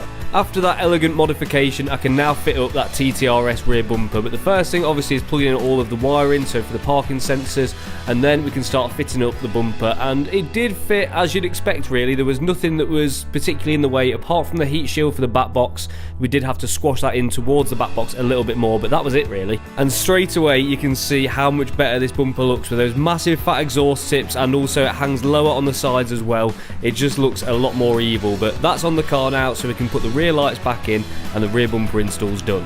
So we're now 1/3 of the way to converting this car to a TTRS replica lookalike. I do need a front bumper obviously, as I've already mentioned, and I also need a spoiler, but I'm not sure which route to take with this. Do I buy a genuine one and fit that, or do I buy a replica one? I'm not sure on the quality differences, so it would be nice at least to get your guys' opinions and also maybe even see a real one versus a fake one in the flesh to make my decision. But I'm sure that'll be an easy decision in the grand scheme of things. But anyway, now the bumper is fully on, we can then refit those kind of caliper covers, and this was a job that I hated doing. Obviously it's only a few hours after the calipers have been painted, so the paint itself is still quite soft, and these it just seems impossible to be able to fit them without damaging the paint on the calipers. The best way that we found to avoid this was to put a bit of masking tape where this was going to catch on the caliper itself, and then just use a bit of brute force to squeeze them into place. There's no ideal way of doing this, unfortunately. Now I didn't manage to get new stickers for those in time, but I can come back to that at a later date. It's not a problem. But now those are on, we can then refit the wheels and really take a look at how the conversion so far is looking.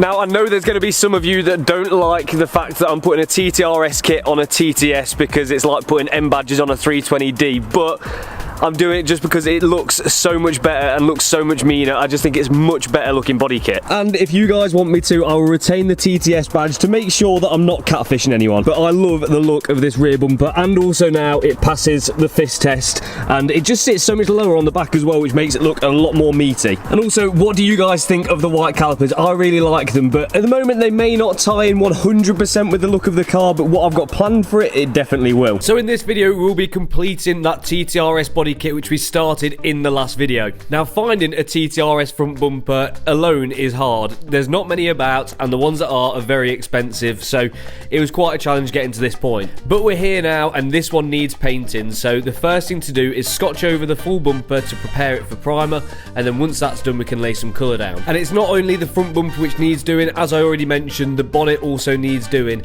There's a lot of damage all over it from brake fluid and lots of scratches too, and I think it'd be a shame just to cover this over. I think we need to make this right, especially with the bonnet being the key focus point of the car. It's the one that catches your eye the most. So the bumper is now prepped. That's a pretty easy one because it's a brand new bumper. It just needs a light scotch and that should be good to go. But the bonnet, that's a slightly different story because this has been stored underneath another car, getting scratched at the auction place. It needs painted over the whole thing, and also it needs some damage repairing from where it's had brake fluid drip on it, which has caused like a reaction in the paint.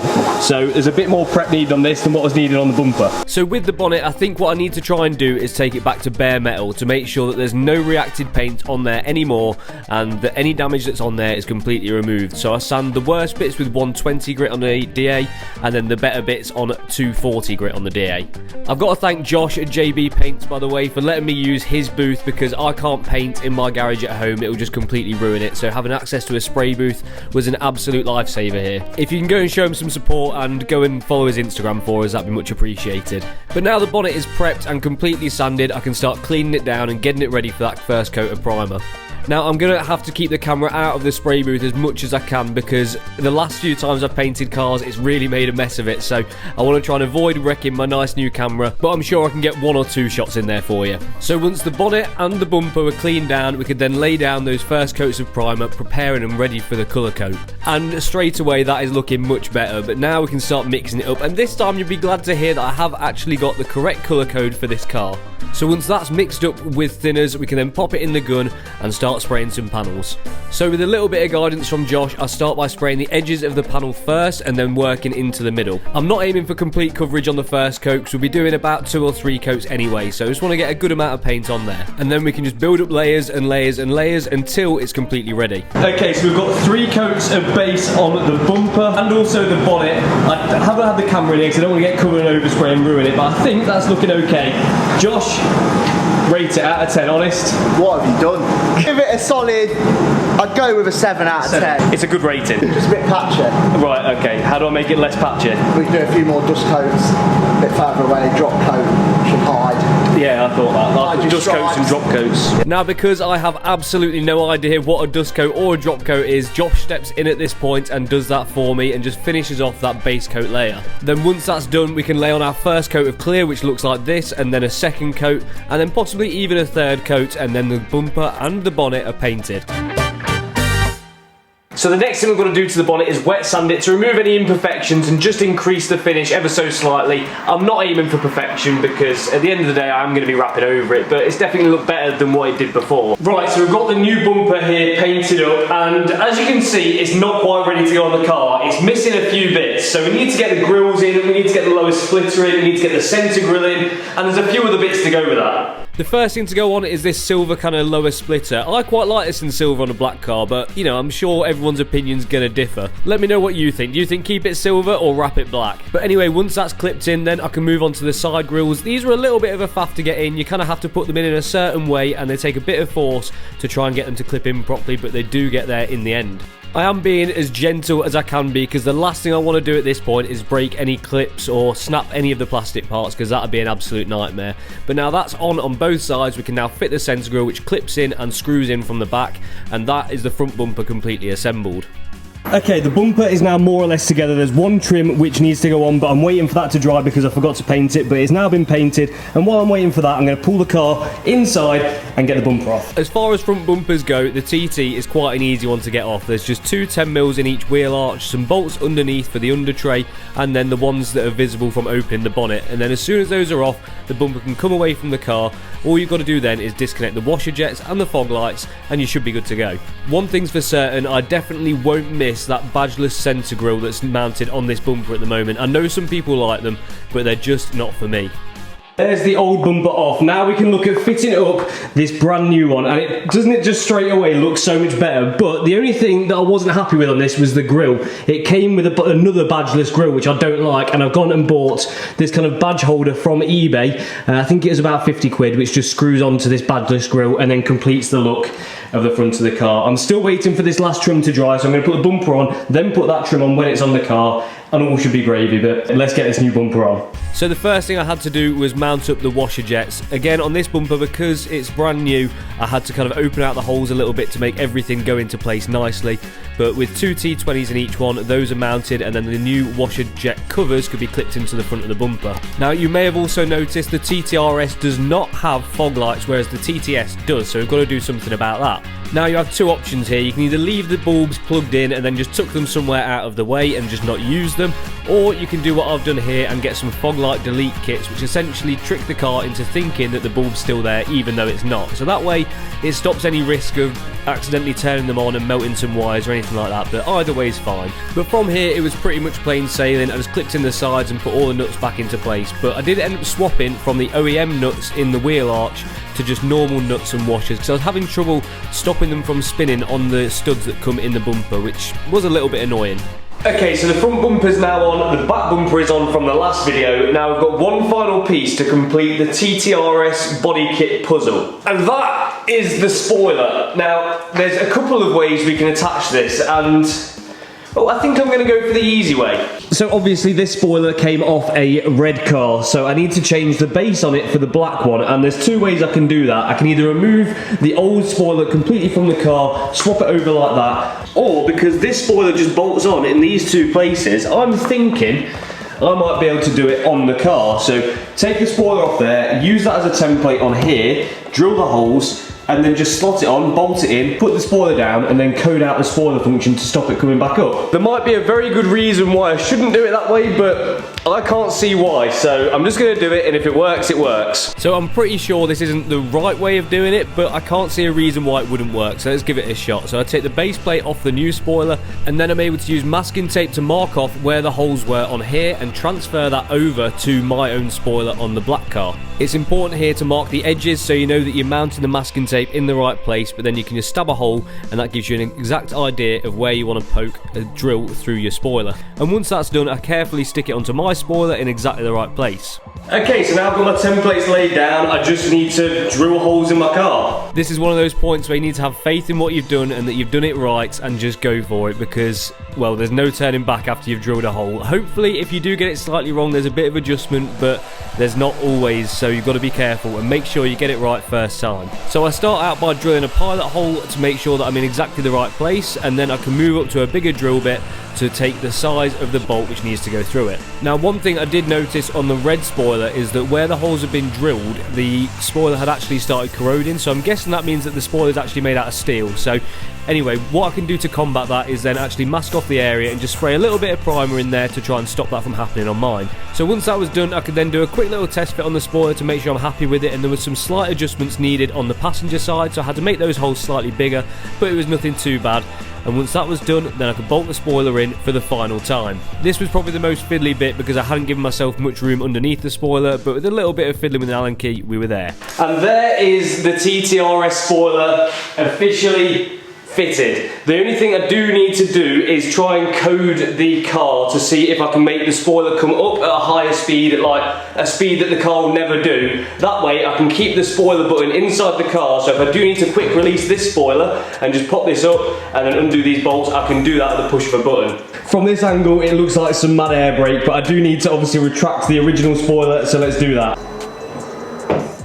I'm pretty happy with how that's turned out, to be honest with you. It's quite nice as well. If I can keep that functionality to pop the spoiler up and down, then that'll mean that when it comes to wrapping the car or de-wrapping the car in the future, it's going to be 10 times easier. So this is me from the future, and I'm just sat in the TT, just trying to have a look at the coding for the rear spoiler to try and stop that coming up at 74 mile an hour. So the ideal situation here would be to have it come up at a speed which the car will never do, and that way when I press the button, I can still access the bolts underneath, like I've already said, but I don't think that's an option on here. So under the coding section, on the long coding helper on VAGCOM, on the third part here, we've got bit 1, which says electric rear spoiler installed. So I should be able to now untick that box, so now the car thinks it's not got a spoiler fitted, close this, and then press do it, and let the thing do it. And there we go, coding accepted, which now means that my car doesn't have a functioning electric spoiler. And all of that is without any hardware changes and should cause 0 lights on the dash. So that's that sorted in the best way possible, I think. Let's go back to past Chris. Let's get the car outside and take a proper look at the finished TTRS body kit. I've been giving you the worst. Now you wanna stay the night. Pretty how you work hard for me. Why forgetting how to talk? No, I don't like no humble beats. Just go and suss it up. Now it's time to marinate. And right after we're done, I've been giving you the worst.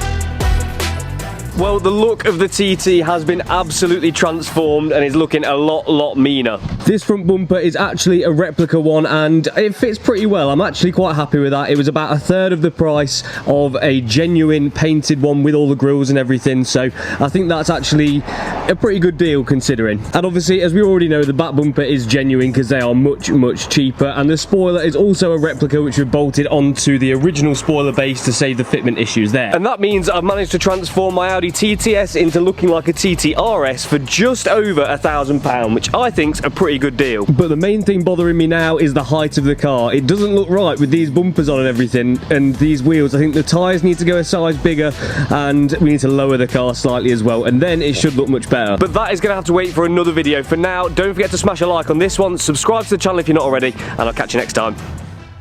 Behind me right now is my Audi TTS, and while I'm super proud of how far it's come from being a fire damaged mess to the way it's looking now, there's still a few things which I don't like about the car. Even though I've already made a start on transforming the car in the way of fitting a TTRS body kit, some Ispiri FFR1 wheels, and a slightly customised interior, I'm still not 100% happy with where the car's at. So in this video, we're going to transform the car using the 5Ws to turn it from a basic looking car into something next level. So using my finest PowerPoint presentation, you can see the first job on our list is a wrap. But we can't wrap a dirty car, so that means that the first thing we've got to do in this video is get the car cleaned up before we can get it inside and have a look at the colour.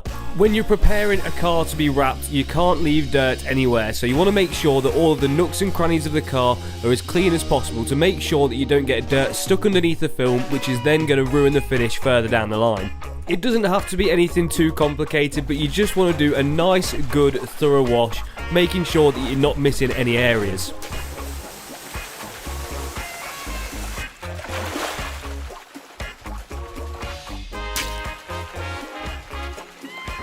Right, there we have one much cleaner car. Obviously I've spent a bit of time going around the bits which are hard to get to make sure the car is as clean as possible.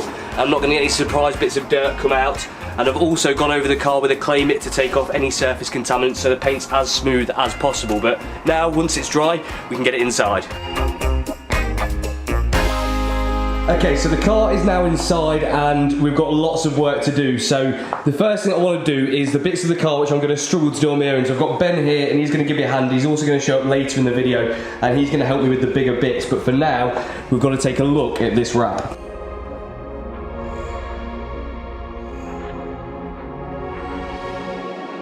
Here is what we've gone for. This is a satin blue chrome wrap, or more specifically, it's KPMF titanium ice blue or something along those lines. Anyway, I think it's going to look really nice on the TT. Now, I want to make sure that this wrap is going to be durable and that it's going to last. So I go around the edges of the panel on the underside with a panel wipe first to make sure that the wrap can stick properly to those areas and it's not going to get dirt under there and start lifting. But once that's done, we can peel the backing off the film and start applying it over the bonnet. Now, this will be the second car that I have ever wrapped, but on the first one I definitely did learn that having a second set of hands, especially for the bigger panels, definitely makes life a lot easier. Now, I'm fully aware that some of you don't like wraps and that some of you won't like this colour either, but this is one of those things that everyone has an opinion on and some people like and some people won't. But we are all entitled to our own opinions and we all have different taste, otherwise we'd all drive the same car. And for me personally, I like to do something that's at least a little bit different that makes my car individual. Bonnet done, just, well, the rest of the car to go. So over the course of the next few days, I worked panel by panel trying to get this car completely wrapped. To do this car, I ordered 17 meters, but I did fall a little bit short, and that was partially down to my fault and not being efficient enough, but I think 18 meters would have been the perfect amount. Wrapping is one of those things in my mind that you just can't rush, because otherwise it just goes wrong, so I found it really important just to take your time. Remember as well to be careful with every single cut you make, because you can't uncut a piece, so if you do end up cutting a panel completely wrong, that could mean so much wasted film. And most importantly, if you're a beginner just like me, then start with the easier panels and work your way towards the more difficult ones so you can get better along the way. Okay, so it's started day 2 now, and we've made some good progress. We've got the bonnet done, we've got both wings done, and I've also got a rear quarter done and got a panel cut out to do the door, but we have got some problems as well. So in order to wrap the door, I need to take this wing mirror off, and there's a bolt in here which, well, they're prone for being a big problem. So to take that off, well, we can't basically, because it's an Allen key and it's rounded every single time we try, so it's got to be drilled out. And for that, I've called up Danny's drilling service. But now that bolt's extracted, thanks to Danny's Drilling Services, which isn't a real business but most definitely could be now, we can crack on with the wrapping on the doors. So we've got the mirrors off, the door handles off, and now all we need to do is give it a good clean down and get that wrap laid. The door was actually a really easy panel to wrap, apart from where the door handle goes and that recess. So once I got the door laid down and got that flat over there, I could then heat this area and then push all of the air out where the door handle goes through the body of the car. One key thing I've learnt with areas like this where you are having to stretch the wrap into a recess is that heat is your friend. Once that's laid down, using a lot of heat will help it stick and then make sure that it's not going to lift at a later date. But there is the door wrapped, the door handle wrapped, and also the mirror stalk wrapped. Once that's all back together, we can then move on to one of the trickier panels, the front bumper. I had to remove this to do it because I wanted to remove some of the grills in order to help me get into the areas which were less accessible much easier, and then I could refit the grills after the wrap was done. Right, it's now the start of day number 3, and I've got the bumper almost done, just got to get it reassembled. Then we've got a side skirt, a rear bumper, and the boot left to do. So we're getting through it, but it's a lot of hard work. But today's the day where the wrap is going to be finished, but there's still loads more to do in this video after that. Oh, and if you're wondering what this arrow is about on the bonnet, this is letting me know which way the direction of the wrap goes, because when you look at it from one angle to another, it is slightly different. It does have, you know, a slight change in colour. So it's a directional wrap, which means the direction of the wrap is going this way. So on this side of the car, it points that way with the arrow that's on the back of the film, and on this side of the car, it goes that way, bumper that way, rear bumper that way, bonnet this way. So it all looks right. One trick I learnt on side skirts last time was using knifeless tape on the bottom edge. This is because there's no point wrapping all the way under somewhere you're not going to see, but you want to get a nice, clean, straight cut. So laying knifeless tape on the underside of the car, and then once the wrap is laid over it, you can pull the string out of the knifeless tape, and this gives you a perfect cut without having to put a knife to the side skirt.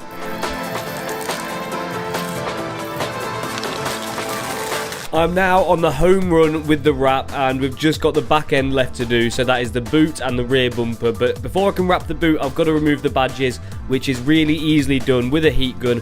Clean that section up and I can get the wrap laid on there. I've got to give a massive thank you as well to all my mates that popped round and helped me out, just even if it was briefly, on this job, because it definitely made it a hell of a lot easier, at least having a helping hand every now and again. And finally, once that rear bumper was on, I could finish it off by fitting off a new number plate from Leicester Auto Sales. So there is the wrap pretty much done, and if I'm being completely honest, I don't really love it at the moment, and there's just something about the car which isn't right. It looks good, but there's some things missing 100%. I don't think the silver's working for me, so we're going to try wrapping the splitter and further down the line changing the mirrors and also wrapping the fuel filler cap to try and tone the car down a little bit and tie it all together, especially with this gloss black grille. So hopefully that makes me a bit happy with the way it looks. Okay, let's go from silver to black in 3, 2, 1. How much better does that look? Yeah, I think that looks much neater with the gloss back grills and everything like that, and looks quite a bit better. I still need to change the wing mirrors, but I have got gloss black wing mirror cover caps to go on. I have wrapped the fuel filler cap in gloss black too. Now there is 1 or 2 bits I'm a bit unsure on, and well, the first one being this here. Now, I wanted to wrap the boot because it looked a bit strange to me having all of this black with the roof. I want to keep the roof black to keep some contrast, but shall I cut this here and have that bit in gloss black and then blue from here? That's kind of what I'm thinking might be the best option, because it looks a little bit strange having the blue stripe straight across here between the roof and the window. And speaking of windows, that is the second W of my list of 5 Ws to transform this car. So the windows on the TT, even though they're already tinted, they are way too dark, and also they've got a little bit of fire damage from when the fire happened inside the car. So we're going to pull these off, put a lighter shade on the front and redo the back. Well, I say we, and by that I mean Ben from Midland Tinting. He has offered to come and tint the TT for us very kindly and sort out these black windows and turn them into something at least a little bit more tasteful. So the first thing that he does is use steam to strip the old tint off to make sure he leaves as little residue as possible, and then starts to make his own templates out of a much lighter shade of film. Once he's happy with those, he then takes them onto the inside of the car and makes sure the inside of the window is perfectly clean before applying that tint film. I'm going to leave Ben's contact details and links in the description if you're local to Leicester and you want to get your windows tinted. He is the man to go to. I was actually really impressed by the cut and finish, and also the fact that on the dot matrix around the edge of the windows, he even managed to get those parts to look top notch too. So with the front windows done, it's just the back one to do, which he applies using a back roll method. I have no idea what the benefit is here, but it definitely looked a lot easier than what I've seen other people do in the past. It would be nice when driving this car to be actually able to see where I'm going or where I've been out of the windows, because the tint that was on them before was way too dark, but once they've been trimmed right to the edges, the new tints are officially installed. Although that is not it for this video, it seems like this car has like a never-ending list of things that need doing to it. But it's slowly getting better and slowly looking more as it should, definitely. The wheels are still throwing me off, and yeah, I'm not loving the black, and I definitely don't like the red centre caps, and I definitely don't like the fact that they're all curved, so that's the next thing to sort. So the next W on the list has got to be the wheels. Even though I like the style of wheel that we've got, they definitely need some love and attention. And to do that, we're going to the one and only wheel specialist in Leicester, who have supported the channel since day one. And we're going to be refurbishing these wheels to take them from looking battered and horrible and black into something much fresher and much more in fitting with the rest of the look of the car.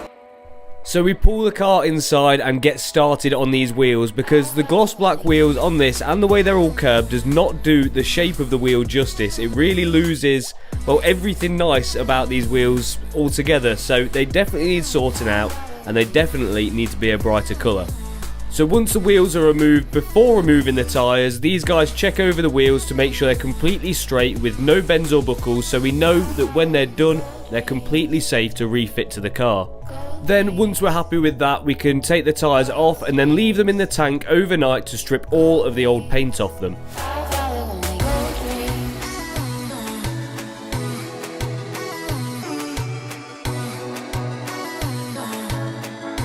Then the next morning, the wheels can be removed from the tank, and well, it's not a pretty sight, but all of the paint is now stripped off the alloys and they look like this. It can't just be me that thinks they look better completely stripped of paint than just having the black on there. The next thing they do is sand out any curb damage from the alloys to make sure that they're going to be completely smooth once they've re-powder coated them. Once they've sanded and filed off all of the curb damage, the wheel then goes in the automatic shot blaster before going over to the hand shot blaster to get that final finished result. And they are now ready for powder coating and completely prepared, so we can put them into the oven to heat them up, and then they can get their first layer of paint. Now bear with me here because I'm not a professional, but I think I've got this right. With powder coating, the alloys are statically charged to help attract the powder, and also they're baked before they're painted, because this means that when the powder hits the alloy, it actually turns into a liquid and then turns into a smooth paint-like surface. Powder coat has always been my preference over wet paint when it comes to wheels, because I've always found it to be more durable and actually have a better finish too. Now I know I said I'm not going to do the wheels black, and I'm not. The way which we achieve the finish which we're going for, which is called shadow chrome, is by powder coating the wheels black and then spraying the chrome finish over the top of that. This gives a really nice spokey wheel a lot of depth and texture. But once that's dry, the tyres can then be refitted and balanced, and then they can go back on the car and the wheels are officially done. I've got to give a massive thank you to the wheel specialist in Leicester for doing this for me. Their work is always top notch, and if you do want to use them, their links are in the description. Just make sure you say that I've sent you. But now that's done, we can go back to our list of W's and go back to the workshop at home. Right, fourth thing is the wing. Obviously I already fitted this and we know what it looks like, but I've sent it off to be refinished because, well, it's fiberglass and it was just all over the place. It was like, whoa, whoa, whoa. So now I've had it kind of sanded down, skimmed with a bit of fiberglass, skimmed with a bit of filler, and it looks much, much better. So we can put that back on the car, and there's our fourth point, the wang. One bolt. It's not the easiest thing to do. You kind of need to have like 5 or 6 hands, but we're in. And 2. Bang, wing installed. Let's go on to the next bit. So we've done the wrap, we've done the windows, we've done the wheels, we've done the wing. So the final W on the list to transform a car is we'll fix it. So this TT still has a few problems and a few niggles, and the first one and the most annoying one is the driver's door. It will lock off the key, but to unlock it you have to put the key in the door and twist it, and I'm led to believe that this is probably the door actuator.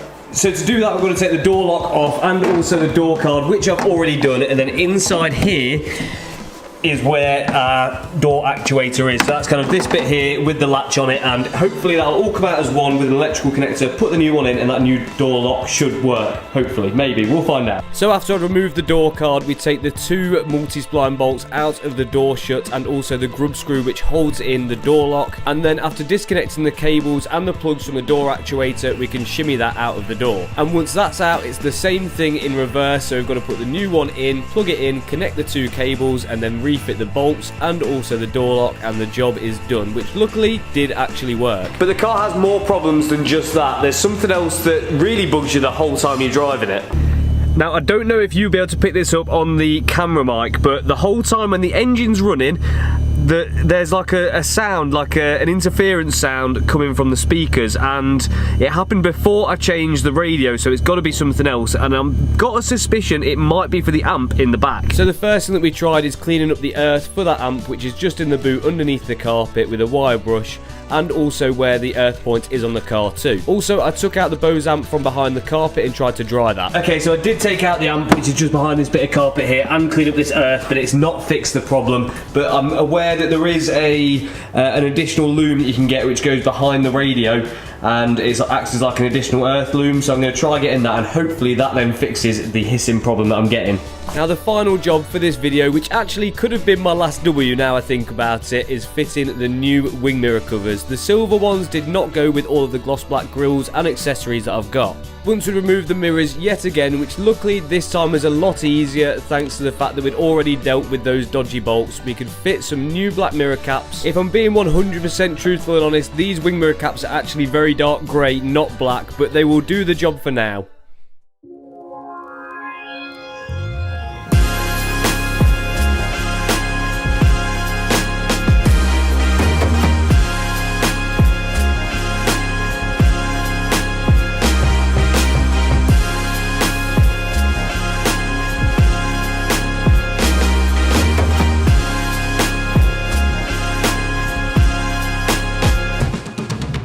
So in this video we're going to be upgrading the performance of my Audi TTS, but there is one thing which we need to measure first.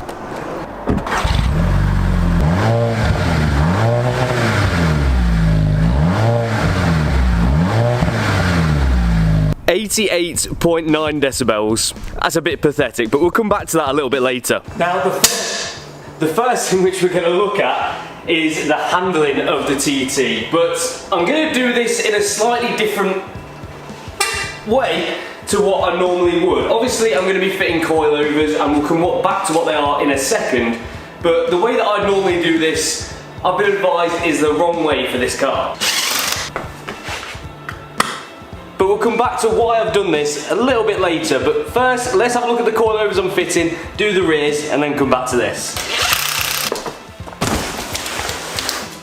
So here we have a set of the finest Bilstein B16s. Now, I've fitted Bilsteins to many of my cars now and never been disappointed with the ride or the handling or the quality of the product. And that is why we're fitting Bilstein B16s to the Audi TT. And it does seem pretty fitting that the spring is almost a matching colour to the car and the shock is a matching colour to the wheels. So it's pretty much perfectly colour coded to my car. So like I already said, we're going to be starting on the rear, and this is where the main problem was on the car. One of the shocks is definitely not playing right, and I've got a slight knock from the rear end too, which I believe is caused by this. So once I've undone the little bracket which attaches to the arm which communicates with the headlights for the level sensor, I can then start taking out all of the bolts which will release the lower arm for the spring, and then take that out to make room for the new adjustable spring setup. And once that's removed, I could then start to look at the shock itself. I started off with the bolt at the bottom. I think it was a 21 on this, and it was pretty tight, so I had to use a breaker bar to crack it off, and then I could wind that bolt all the way out and turn my attention to the top mount. There was only 2 bolts just tucked behind the wheel arch liner and a plug, and then the shock was off the car.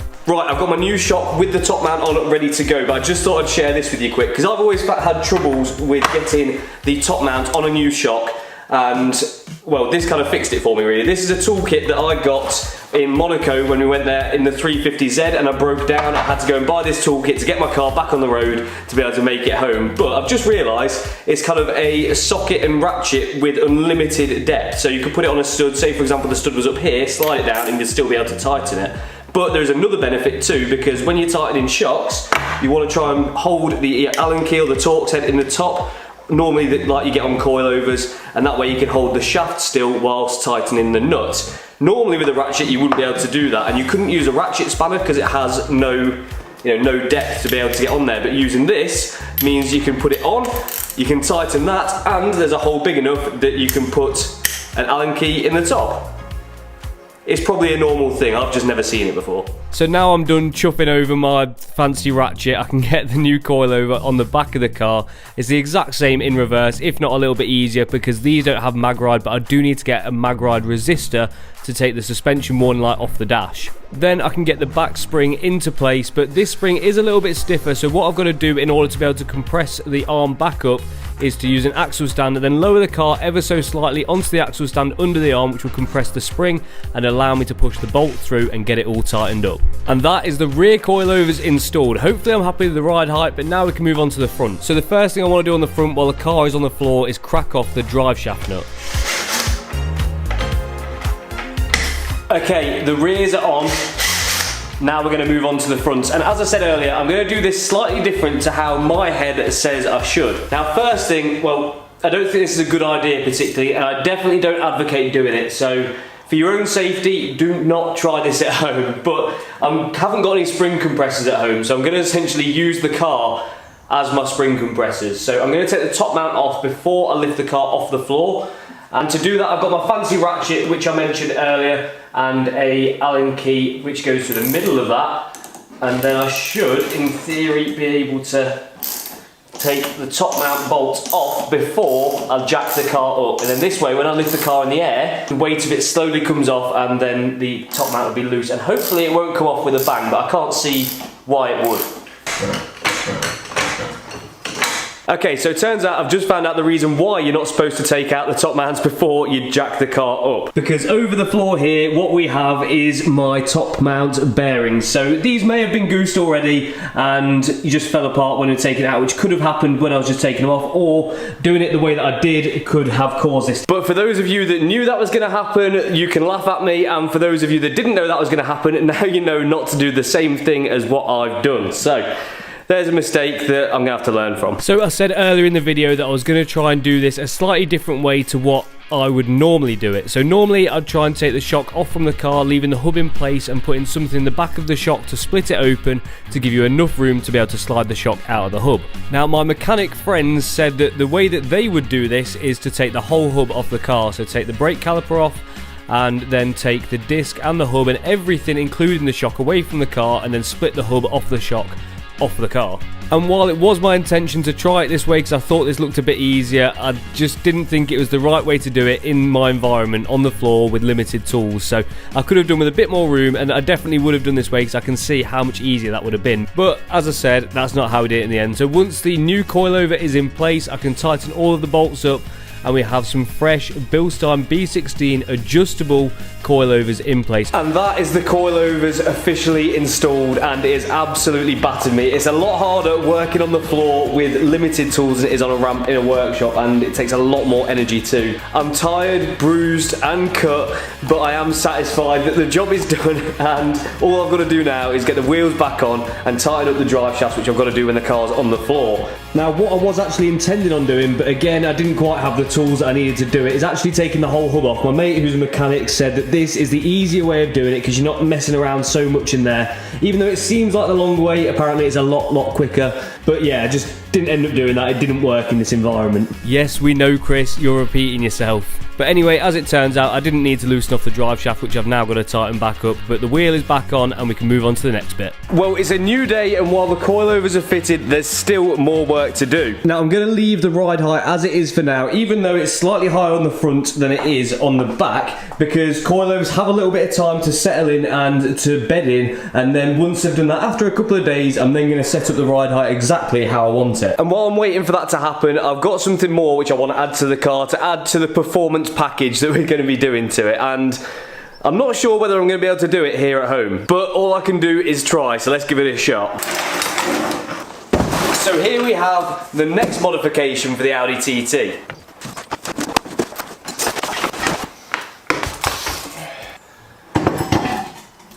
So I don't want to go too mad with the sound of the TT, so what I've gone for is a Scorpion D-Cat downpipe, and I've selected the option for it to fit the standard, OEM exhaust. That way it keeps the original back box, keeps costs down, but also as well it means that it's not going to sound too ridiculous, because at the end of the day it is supposed to be a daily driver, so I don't want to be having ridiculous cold starts or anything like that. I just want a little bit of extra sound and some performance gain. Now the reason why I say I'm not sure whether I'm going to be able to fit this at home is because it may be the case that I have to drop the subframe in order to get the old one out.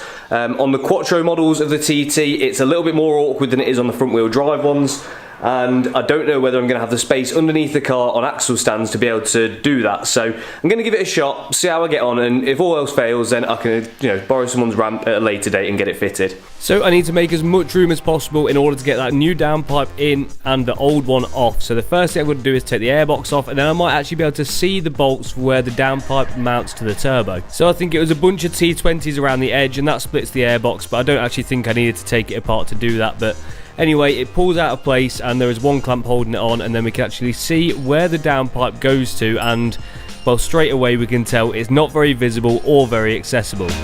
I know there is 4 bolts which mount the downpipe to the turbo, so I'm going to start with the ones I can see, and if I remember right there were 16 mils, and I've got a couple of extensions on a ratchet, and I'm having to use the bar from my jack to actually break the nuts off to be able to get these to crack. 1 bolt down. So it felt like a good start, and there was another one that I could get to, so I got that one off, and then I had to get the car up in the air. 2 down. Just to confirm for you guys, because I know you can't really see, the ones I managed to get out from the top of this one and this one, I'm going to try and jack the car up now, go underneath and see how easy it's going to be to get to the bottom 2, and then hopefully what I'm thinking is I might be able to push it out from the top, and then, well, I might be dreaming thinking that. So there is the turbo and the downpipe, and it is tight access. I can just get my camera in here, and it's not helped by the prop, but I think it'd be tight anyway, so I can just get my hand to both the bottom ones. So it is going to be tricky because, well, it takes a lot of leverage to crack them off, so I'm going to have to try my best and see how I do. But then what I'm thinking is, so this is the cat, I believe, just here, and this is where access is going to get tight if I want to go out through the top. So maybe I can cut it just here, and that'll give enough room for the top section to go out that way and the bottom section out this way without having to take the subframe off. Maybe. At least that keeps the cats intact as well. So at this point I was feeling pretty positive, it felt doable, so I got a ratchet in place with a socket on the first bolt from the underside, but I just couldn't quite get enough leverage on it in order to crack the nut off. So I've got the ratchet in place from underneath, and then I've pointed it upwards out the top here and put my extension bar from my jack on, which hopefully will do the job, and fingers crossed that'll give me enough room to lever it, so let's find out. No. Okay, take 2. So it actually worked better to put another extension on the ratchet to give me more distance away from the turbo, and then again using the bar from my jack to crack the nut off, got it going in the end. This was made trickier because the car is jacked up in the air, but we got there in the end. Number 3.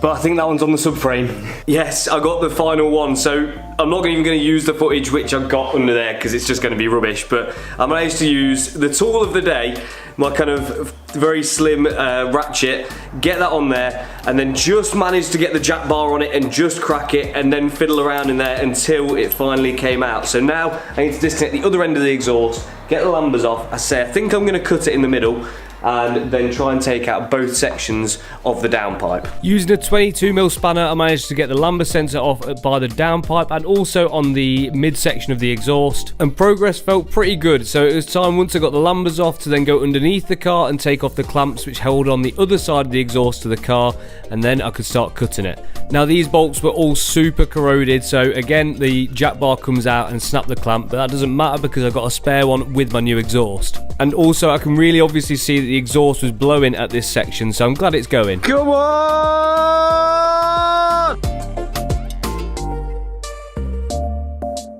Right, everything is now disconnected. All the bolts, all the lambers, and everything else is disconnected from the original downpipe and centre section. Then all I've got to do is cut in the middle to then give the back section enough room to come out that way, and hopefully give the front section enough to come out the top. If it's going to work or not, I don't know, but it will definitely make it more manageable either way. So let's get some safety gear on, get under there and get cutting. So once I'd goggled up, I got under there with my angle grinder and started chopping away at the exhaust so I could get the back section with the second cat and the little silencer on there away from the bottom, and hopefully that'd make the front section of the exhaust small enough to be able to push it out through the top and then slide the new one in. Now in order to get the front section of the exhaust out from the top, I felt I needed a bit more room, so I drained the coolant and disconnected the heater matrix pipe and got my mate Dean to come around and pull it out from the top while I pushed from the bottom. And I'm sure you can imagine I was pretty happy about this.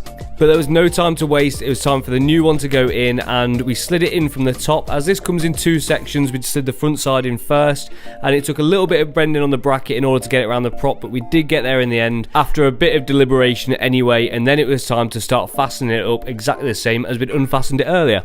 So that's downpipe bolts in, and then lambda sensors in.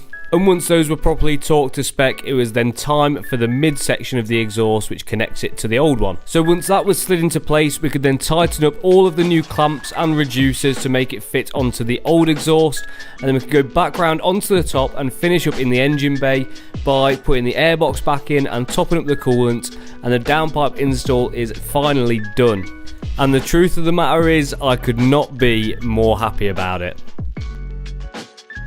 So that is the exhaust install complete, and I know I said earlier in the video that performance is broken down to 3 parts and the final one being braking, but if I'm being 100% truthful, the brakes on the TT are actually pretty good, so I'm going to leave those for now. But let's start this up and then let's go for a drive, and then we can see how the car's handling and feeling now, and then follow that up with the decibel reading to see how much louder it is than the standard exhaust.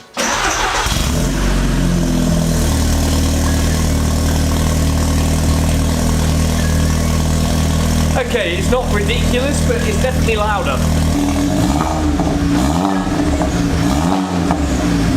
It's definitely got a bit more volume, but now I'm dying to see how the car's going to drive with those new coilovers and with that decap fitted. I'm hoping it's going to be a bit better. Right, I'm quite excited for this, to be honest with you, because I know the shocks weren't working as they should have before, so this is the first time I get to drive the TT, you know, and it feel like it's a fully working, you know, no faults car. So let's do this. Oh,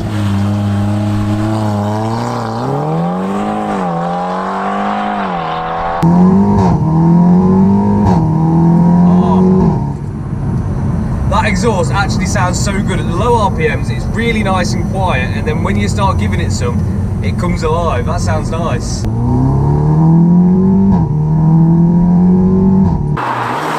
And oh my god, the coilovers, they're so much better. Oh. I'm gonna be real with you, like when I first started driving this car, I didn't really see what the hype was all about, but now I've got them coilovers on, I can't deny it is actually pretty good. It's pretty fun. Because this is the first four-wheel drive car that I've ever owned, so I kind of expected it to be, well, if I'm being real, a little bit boring because, well, there's no excitement from like the tail kicking out. It has its own sort of, it's fun in its own little way.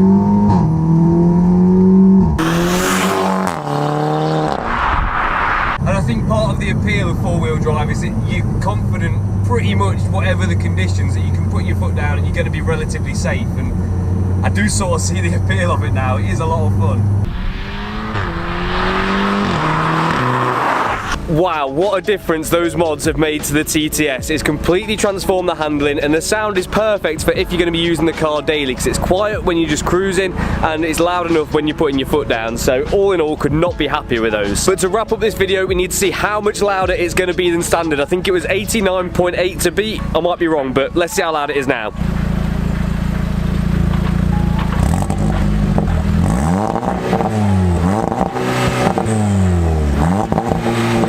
And there we have it, 106.4 at quite a close distance, so that is a big difference over standard. Now, before the TT hits the dyno to see what power it can make from those little upgrades that we've made, I need to do some maintenance to make sure the car's in best health before we try and push it for more. So I have got a service kit for the car, so some fresh oil, filters, plugs, all that sort of general stuff that we should always do when we get a car. And I have probably left this a little bit too long, or definitely longer than I should have, but it is getting done now. So very kindly, the guys at Mallory Performance let me use their ramp to make this process a little bit easier and get this car serviced ready for that tune. So the first thing we do is pop the oil cap off up the top, and then we can take the sump plug out and let all of the oil out of the engine. Now, I definitely have left this too long, I can't lie to you. I have been keeping an eye on the fluid levels, but this definitely is well overdue. Once all the oil's drained out, we can pop the sump plug back in with a new washer, and then we can start looking at the oil filter. So this has a little plastic cap that you pop off, and then there's a valve which lets you release all of the oil out of the filter before you take it off, which is quite handy. And then you can put a socket over the filter and just crack it off and wind it off the car. These should only really be hand tight, but they always seem to be slightly over tightened. So with the oil filter housing off, we can then replace the oil filter itself and the O-ring, and then that can go back in the car. Like I said, this hasn't got to be mega tight. You don't need to use a socket to tighten it up. Just a good grip with your hand and squeezing it on is enough. We're now done underneath the car, so we can get the car back on the floor and get inside the engine bay. So all we've got to do in here is change the spark plugs and the air filter, and it's a nice easy job. I did actually also change the cam follower as well before the car hit the dyno, which made the world of difference, and I wish I filmed it because it was such a worthwhile little thing to do. As you'd expect, the spark plugs were super easy to do. All you've got to do is pop the coil pack off and then slide your spark plug socket in there, get it undone, slide it out, grab your new one, stick it on, stick it in, tighten it up, and you're done.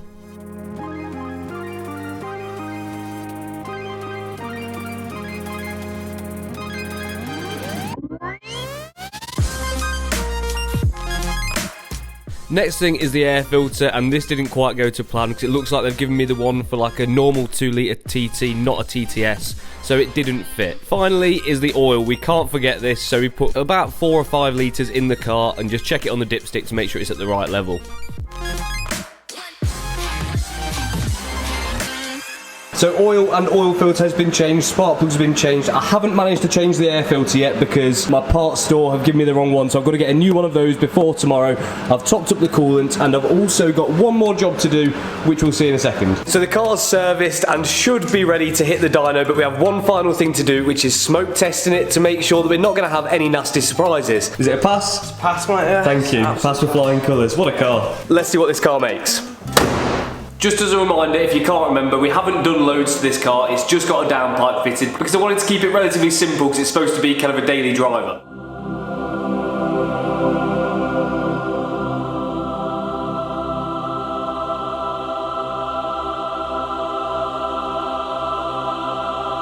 The first step is to do a standard power run and take the factory file off the car so that can be altered. So we put the car on the dyno, strap it down and see what power it makes.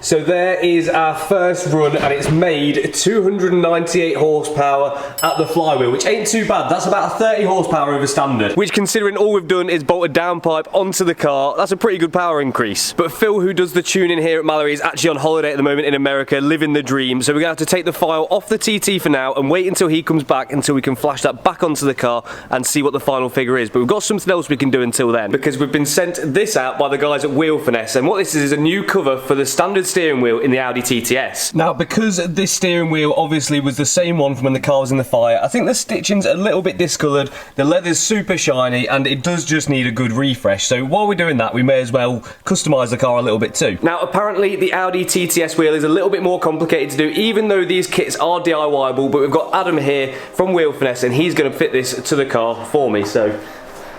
Thank you. Let's crack on.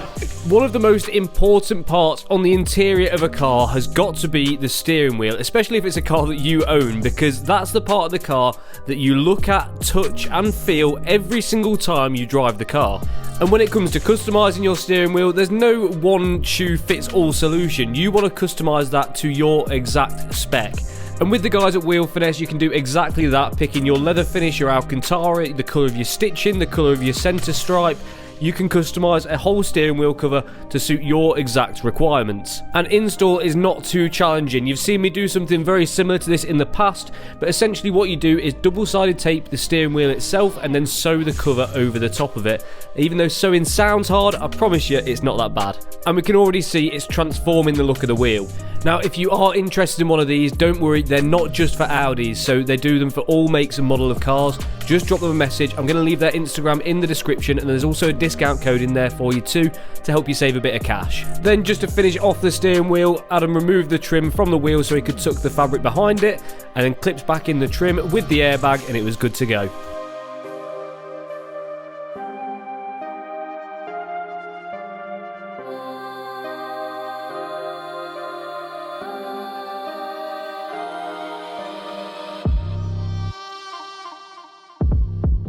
There we have it. That is looking so much better. Adam, nice one. Smashed it, man. Just this video is about performance though, so how much horsepower does that add? 10 brake horsepower. That's phenomenal. You heard it here first, but I'm going to leave a link in the description and maybe even a little discount code for you if you want to go and grab yourselves a Wheel Finesse steering wheel cover, and they come for every car, not just for Audis, so go grab one down there.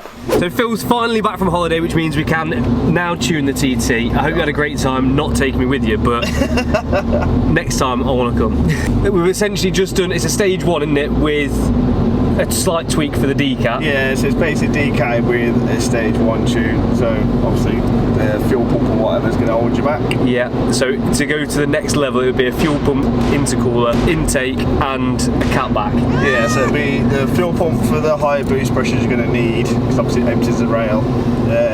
You've done a decat, intake because the airbox is a bit and then intercooler just to kind of hold your temps, especially in the summer. Yeah, so. But we're not going to do that because this is my daily driver. We're just going to keep it simple, keep it nice, not get too carried away, because otherwise it can start getting expensive. Ready? Yeah, go for it, mate. So with the new tune now on the car, we can do our power run to see how much increase there is over the last time.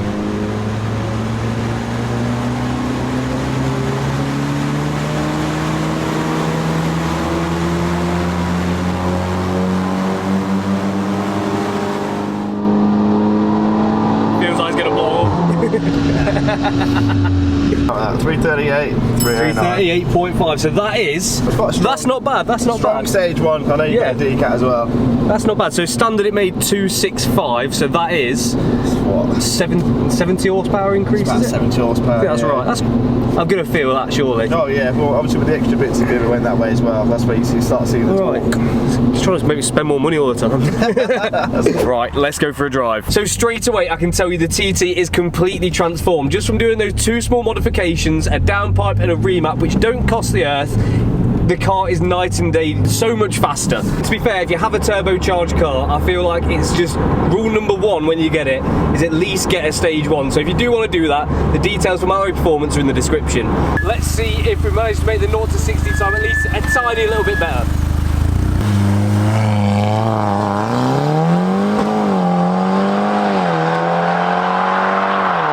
So the standard time to beat is 4.6 seconds.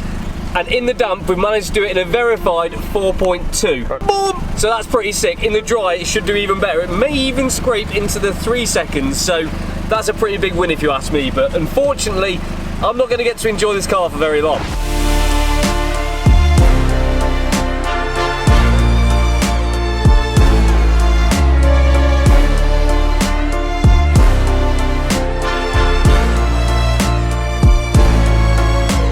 So the question is now, what happens with my 340 brake Audi TTS now that it seems to be pretty complete? Well, the fact of the matter is, I can't really keep it because what else am I supposed to do with it? So we come to the natural home of a 2-litre turbo VAG car, an underground car park in the middle of Leicester, for me to give you this big news. The Audi TTS is now going, and we know exactly who it's going to because he's actually been here all along. You might recognise him from clips such as Danny's Drilling Services and Danny Stepped on My Drone, but it's actually now Danny bought my Audi TTS. Yes. Congratulations on your new car, Danny. So let's just remind ourselves of what Danny's got. Well, I bought this car fire damage from auction as a category N write-off for £3,300. Then got it shipped with the fees back to my house. I paid about £4. Then we went about restoring the car with a fresh interior which cost about £1,000 with new body panels, which then set us back to around a total of £5,500. Then we actually carried on with those body panels by doing the ones that didn't actually need changing. So we got a new TTRS rear bumper, a TTRS spoiler, and a TTRS front bumper too. So then once those parts were fitted, we also got them painted and also the bonnet painted too to fix the damage from the auction site. And then got some new wheels. We got these Aspiri FFR ones and then got them refurbished by the wheel specialist in smoked chrome, which looks stunning, and got some fresh tyres on them too. But all in all, I think Danny's got himself a banging little car, and mate, they are yours. That is mine. But for now, make sure you subscribed, and I'll catch you next time. Bye, Danny! Bye, Chris.